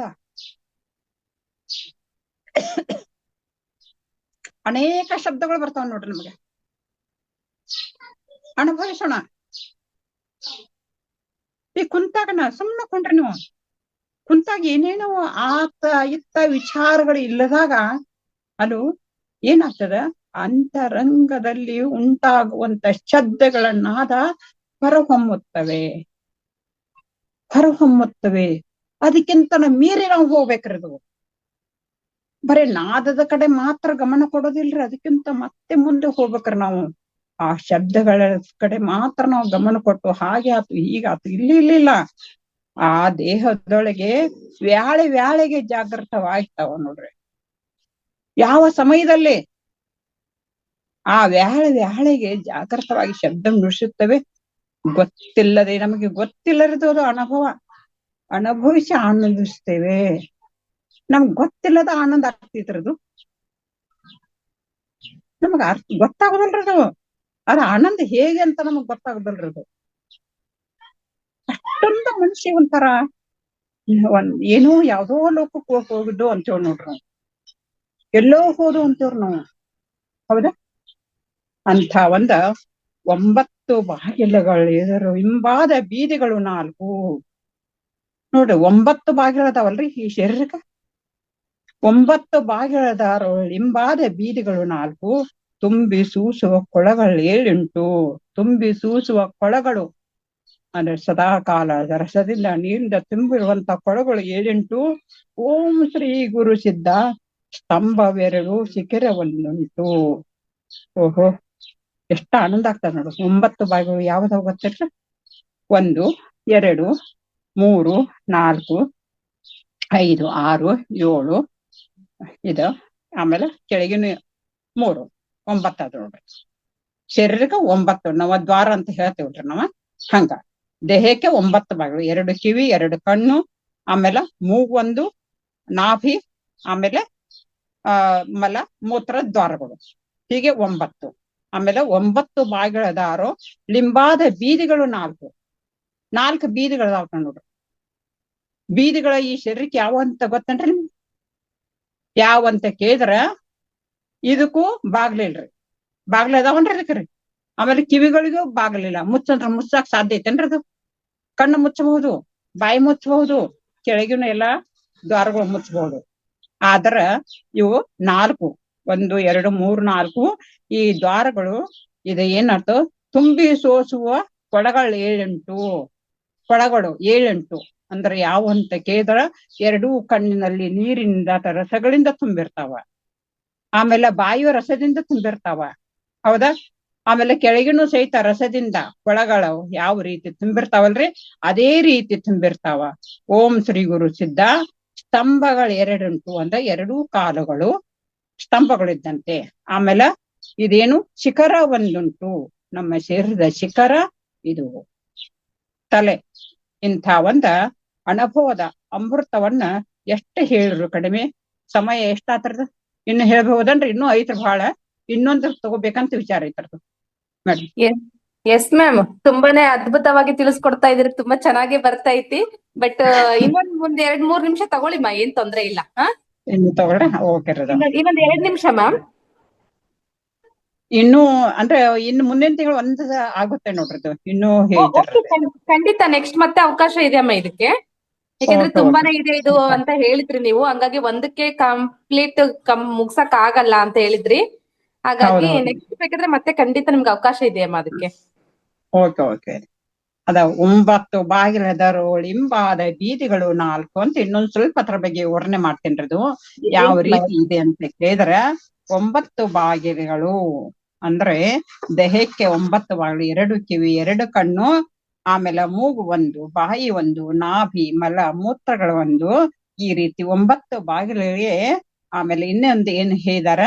ಬೀದಿಗಳು 4 ಅಂದ್ರೆ ಕಿವಿ ಮತ್ತು ಮೂಗು, ಇವೆರಡು ಬಾಗಿಲುಗಳು ಯಾವಾಗನು ಮುಚ್ಚುವುದಿಲ್ಲ, ಸದಾ ಕಾಲ ತೆರೆದೇ ಇರ್ತಾವ್ರದು.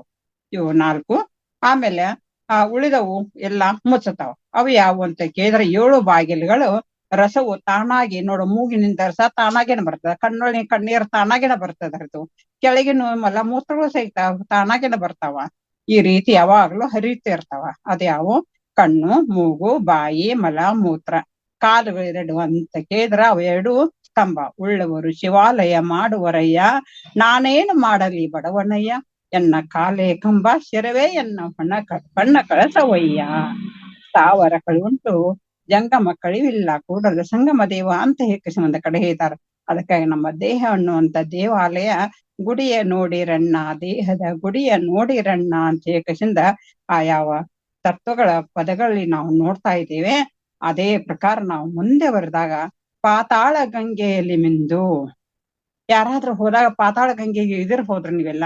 ನಮ್ಮ ಶ್ರೀಶೈಲಕ್ಕೆ ಹೋದಾಗ ಪಾತಾಳ ಗಂಗೆಯಲ್ಲಿ ಮಿಂದು ಓತು ಶಿಖರೇಶನಿಗೆ ಗೆರೆಗೆ, ಓತು ಶಿಖರೇಶನಿಗೆರೆಗೆ ಜ್ಯೋತಿರ್ಲಿಂಗವಲ್ಲಿ ದೃಷ್ಟಿ ಇಟ್ಟೇನು, ಜ್ಯೋತಿರ್ಲಿಂಗಕ್ಕೆ ದೃಷ್ಟಿ ಇಟ್ಟೇನು.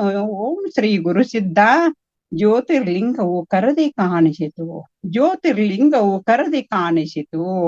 ಓಹೋ ನೋಡ್ರಿ, ಪಾತಾಳ ಗಂಗೆ ಶ್ರೀಶೈಲಕ್ಕೆ ಹೋದಾಗ ಏನು ಅಂತ ಕಲ್ಪನೆ ಇರೋದು.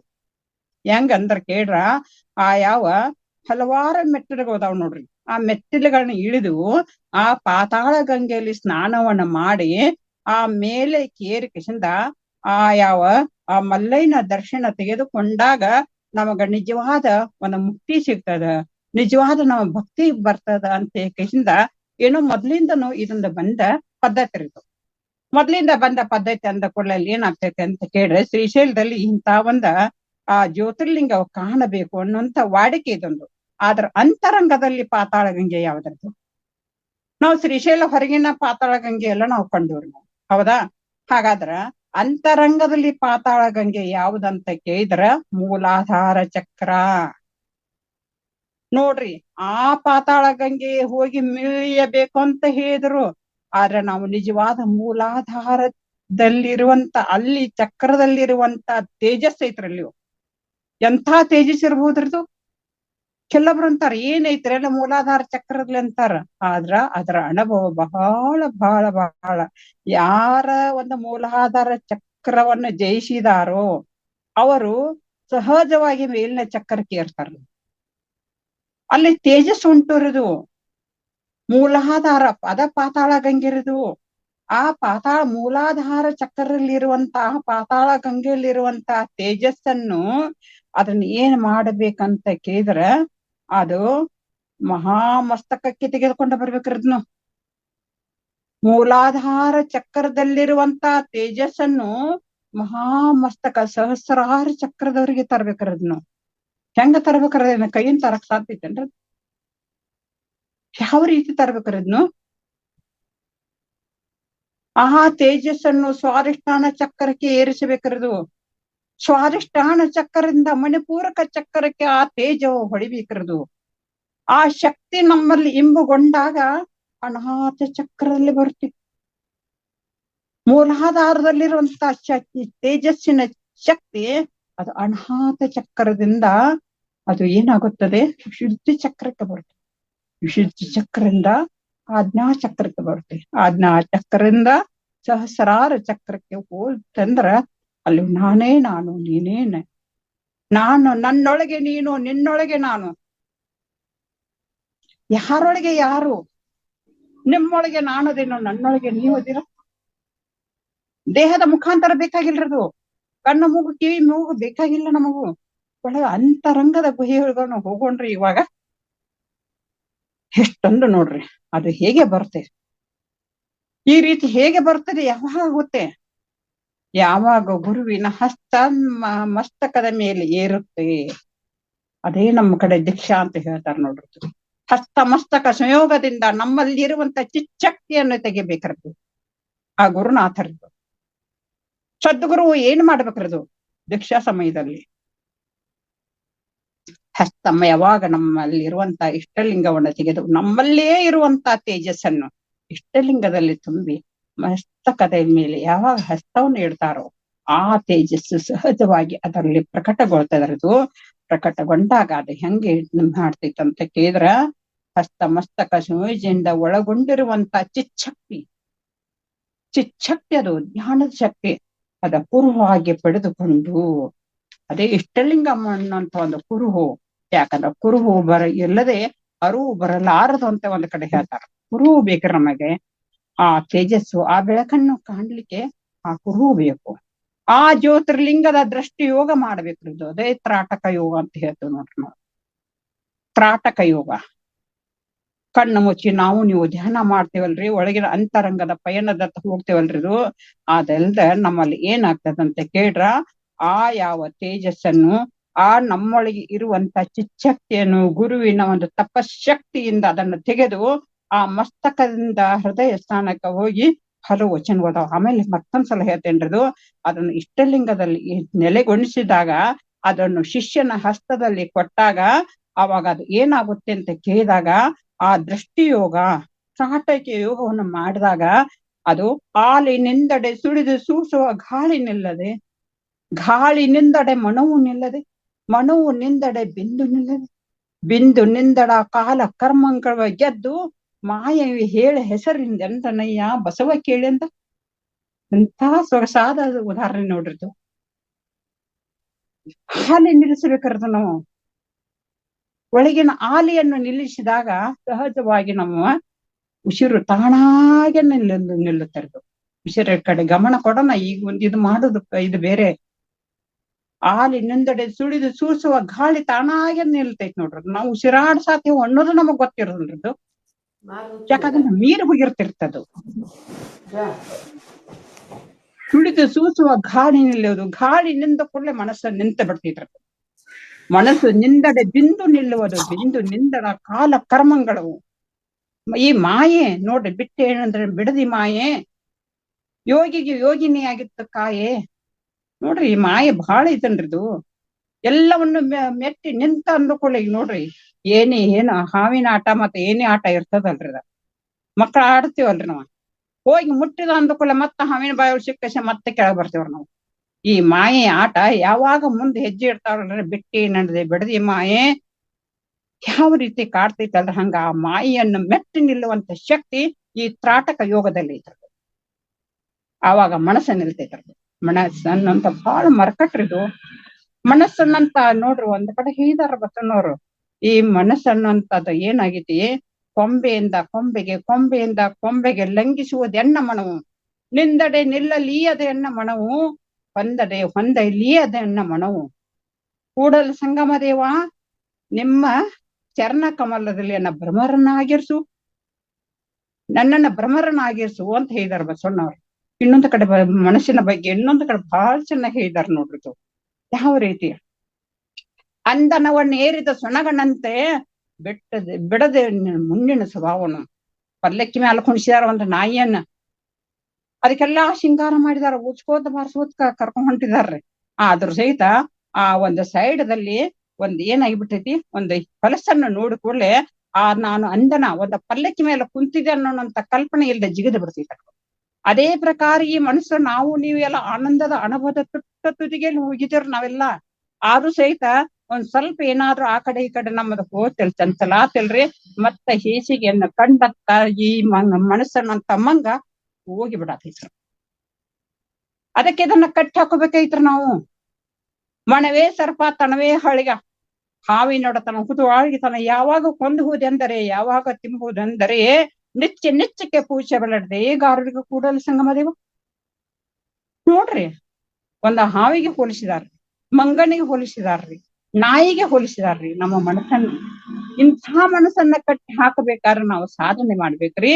ಯಾವಾಗ ಈ ಚಕ್ರಗಳ ಮುಖಾಂತರ, ಯಾವಾಗ ಹಸ್ತಮಸ್ತಕ ಸಂಯೋಗದಿಂದ ನಮಗೆ ತಾಯಿ ಒಂದು ಸೀರೆಯ ಒಂದು ಸೆರಗಿನ ತುದಿಯನ್ನು ಕೊಟ್ಟು ಸಂತೆಗೆ ಹೋಗಿದ್ದಾಳೆ. ಆ ಸಂತೆಗೆ ಹೋದಂತ ತಾಯಿ ಹೇಳ್ತಾಳ ಮಗುಗೆ, ಮಗು ನೀನು ಈ ಸೆರಗನ್ನು ಬಿಡಬೇಡ, ನೀ ಸೆರಗನ್ನು ಬಿಟ್ಟಿದ್ದಾದ್ರೆ ಏನಾಗ್ತಿ, ನೀನು ಕಳ್ಕೊಂಡು ಬಿಡ್ತಿ ಸಂತೆಯಲ್ಲಿ ಅಂತ ಹೇಳಿದಾಳ. ಅದೇ ಪ್ರಕಾರ ನಾವೆಲ್ಲ ಏನ್ ಮಾಡಿದೀವ್ರಿ, ನಾವು ಆ ಮಗು ಆ ಸಂತೆಯಲ್ಲಿ ಹೋಗಿ ಬೆಂಡು ಬೆತ್ತಾಸು ತಿಂಡಿ ಆಟದ ಸಾಮಾನು ನೋಡ್ತಾ ನೋಡ್ತಾ ನೋಡ್ತಾ ಆ ತಾಯಿಯ ಸೆರಗನ್ನ ಬಿಟ್ಟದರ್ದು. ಆವಾಗ ಕಳ್ಕೊಂಡ ಬಿಡ್ತು, ತಾಯಿ ಹೋಗ್ಬಿಟ್ಟಳು. ಆದ್ರ ಮಗು ಏನಾಯ್ತು, ನನಗೆ ಅಮ್ಮ ಬೇಕು ಅಂತ ಹೇಳ್ತ. ಎಲ್ಲಿವರೆಗೆ ತಿಂಡಿ ತಿನಿಸು ಬೆಂಡು ಬೆತ್ತಾಸು ಆಟಿನಕ್ಕೆ ಒಳ್ಳೆ ಸಿಕ್ಕು ಅಲ್ಲಿವರೆಗೆ ಮನಸ್ಸು ತಾಯಿಯ ಒಂದು ಸೆರಗಿನೊಂದಿಗೆ ಇತ್ತು. ಯಾವಾಗ ಸೆರಗನ್ನ ಬಿಡ್ತು, ಆ ಆಟನಿಕೆ ಬೇಡ, ತಿಂಡಿ ತಿನಿಸು ಬೇಡ, ಬೆಂಡು ಬೆತ್ತಾಸು ಬೇಡ, ತಾಯಿ ಬೇಕಂತ ಹೇಳ್ತಾರೆ. ಅದೇ ಪ್ರಕಾರ ನಾವು ಸಂಸಾರ ಅಂತ ಸಂತೆಯಲ್ಲಿ ಇದ್ದುಕೊಂಡು ನಾವೆಲ್ಲ ಏನ್ ಮಾಡ್ತಾ ಇದೀವಿ, ಆ ಮಗುವಿನಂತೆ ಇದನ್ನೆಲ್ಲ ಹೆಂಡರು ಮಕ್ಕಳು ತಿಂಡಿ ತಿನಿಸು ಕ್ಷಣಿಕ ಆನಂದದ ಕಡೆ ನಾವು ಮನಸ್ಸು ಮಾಡಿ ಅದನ್ನ ನಿಜವಾದ ತಾಯಿಯ ಒಂದು ಗುರು ತಾಯಿಯ ಒಂದು ಏನು ಕೊಟ್ಟಿದಲ್ಲ ಒಂದು ಜ್ಞಾನದ ಅಮೃತದ ಅನುಭವ, ಅದನ್ನ ಮರೆತ ಕಸಿಂದ ನಮ್ಮನ್ನು ನಾವು ಮರೆತ ಕಸಿಂದ ಆ ತಾಯಿಯನ್ನ ಬಿಟ್ಟು ನಾವು ಇದರಲ್ಲೇ ತಲ್ಲಿನ ಈ ಕ್ಷಣಿಕ ಆನಂದ ಯಾವಾಗ ನಮಗೆ ಸಾಕಾಗ್ತದಲ್ರದು, ಅವಾಗ ತಾಯಿ ಗುರು ತಾಯಿ ನೆನಪಾಗ್ತಾರೆ. ನಾವು ಸಾಧನೆ ಮಾರ್ಗ ಬೇಕು ಅಂತ ಕಸಿಂದ ಮತ್ತೆ ಆ ಸೆರಗು ಎಲ್ಲಿದಂತ ಹುಡುಕಾಡ್ತವ್ರು. ಅದೇ ಇದೇ ಧ್ಯಾನ ಅನ್ನುವಂತ ನಾವು ನೀವೆಲ್ಲ ಕೂಡ್ತೀವಲ್ರಿ, ಇದೇ ಧ್ಯಾನ ಅನ್ನುವಂತ ತಾಯಿಯ ಸೆರಗದು. ಗುರು ತಾಯಿಯ ಸೆರಗನ್ನ ಹಿಡ್ಕೊಂಡ್ ಕಸಿಂದ ನಾವು ನೀವು ಮುಕ್ತಿ ಮಾರ್ಗದತ್ತ ಮೋಕ್ಷದ ಮಾರ್ಗದತ್ತ ಹೋಗೋಣ. ಎಂತ ಒಂದು ಅದ್ಭುತವಾದ ಒಂದು ಮನಸ್ಸನ್ನು ನಾವು ಈ ರೀತಿ ಮುಂದುವರಿಬೇಕು. ಅಷ್ಟೇ ಅಲ್ಲ, ಈ ಚಕ್ರಗಳಲ್ಲಿ ಬರುವಂತ ಬಹಳ ಒಂದು ಕದಳಿ ಅಂತ ಹೇಳ್ತೇವೆ ನಾವು. ಅಕ್ಕಳಿಗೆ ಪ್ರಭುದೇವರು ಹಾದಿ ತೋರಿಸಿದಾರ. ಪಶ್ಚಿಮ ಚಕ್ರಕ್ಕೆ ಹೋಗಿ ನಿಂತಾಗ ಅಲ್ಲಿ ಎಂಥ ಅನುಭವ ಆಗ್ತದಂತ ಹೇಳಕ್ಕಿಂದ ಇನ್ನೂ ಒಂದ್ 5-6 ಪದ್ಯಗಳದಾವ, ಇನ್ನೂ ಬಹಳ ಸಮಯ ಬೇಕಾಗ್ತದ. ಈ ಒಂದು ಸಮಯದಲ್ಲಿ ಏನೋ ಒಂದು ನನ್ನ 4 ನುಡಿಗಳನ್ನ ಗುರುವಿನ ಪಾದಕ್ಕೆ ಅರ್ಪಣೆ ಮಾಡಿದೀನಿ. ಆಮೇಲೆ ನಮ್ಮ ಮುಂದಿನ ಪ್ರಶ್ನೋತ್ತರಗಳನ್ನ ಹೌದು ಓಕೆ ಅದಕ್ಕಾಗಿ 4 ನುಡಿಮುತ್ತಗಳನ್ನ ಗುರುವಿನ ಪಾದಕ್ಕೆ ಅರ್ಪಣೆ ಮಾಡಿದ್ರಿಂದ ತಮ್ಮೆಲ್ಲರಿಗೆ ಅನಂತ ಶರಣು ಶರಣ.